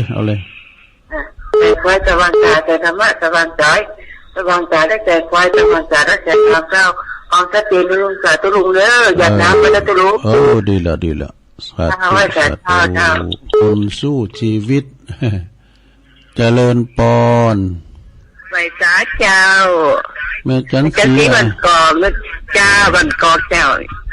แม่วันเขาโทรมาสักเตือแม่วันเขานะแม่เสียมเขาเนาะวันนี้จะพูดเนี่ยตาไรตาวันนะก็จัดมือหลังติดเนี่ยดีละติดแล้วก็ดีก็ฟังจะนี่นอนฟังเลยก็ตื่นแล้วโอ้ยจบพอดีเด็กปอนเหมือนอย่างดีเนาะยินดีนะแม่เนอะจบเวลาจะทุกราคาสาสุขภาพดีเนอะเดี๋ยวเอาปอมาปิดท้ายปอบุญตันไปสาธุปอบุญตันป่าไร่ปิดท้ายไปที่ไหนนั่นเบื่อมันยินมาเดียว3 ยอดเนาะเลี้ยวกันแล้วงานหมดแล้วนี่กันเนาะมันเดือดดูเลยฟังอะไรที่ไหนกันนะก็ออกอยู่แล้ววันนั้นก็ออกเต้นไปเนาะกับไว้ได้แล้วสาธุตุบิโอมทำตั้มเนาะโอมตุบิโอมหลวงพ่อบาดิกาครับผมอาจารย์ครับตุลุงครับดีเนอะตุบิเนอะผมฟังชัดเจนดีครับเป็นกำลังใจให้ตุลุงนะครับโอ้ขอบคุณในไลน์เนอะครับผมแพ่ปูงปากันเนอะแพ่ปูงนะสาธุขอหยุดติยกสายเกินได้12 สายโหลงบดีเนี่ยแม่น้อยกาดนัดเนอน้องเบลตุยนะแม่สาวคุ้มตะวันอุ้ยสาวคุ้มตะวันแม่พิมพ์บันประเดชปนั้นประเสริฐปุ้นเนอตัวแทนพี่น้องเมืองนานนะแล้วสำเร็จเอาหลักปัญญนนันสันเมืองก็เป็นมาสรุปธรรมเหมือนตัวลุงตุยแม่จันศรีสุขาพี่น้องแจงโฮลินฟางมาสายเดียวเนาะแม่สมผัดแม่ย่อยสันทรายแม่เพ็ญขาวเตี้ยแม่จันสีบ้านมะกอกปอบุญตันป่าไร่3 ยอดเด้อตุปีโอมบดิกาเด้ออันนี้เป็นพระอสมด้วยรองเจ้าอาวาสด้วยนะขอบคุณกุเสงกุสายเด้อนำรายการจากราชธาตุก่อนบรรพุกเจ้าฟังกันแหมเนาะพวกเจ้ามาท่าหมายจุดีมีใจเมื่อกันจุคนจุตานเด้อจัตตาโลธรรมาวัฏฐานติอายุวันโนสุขังปะลัง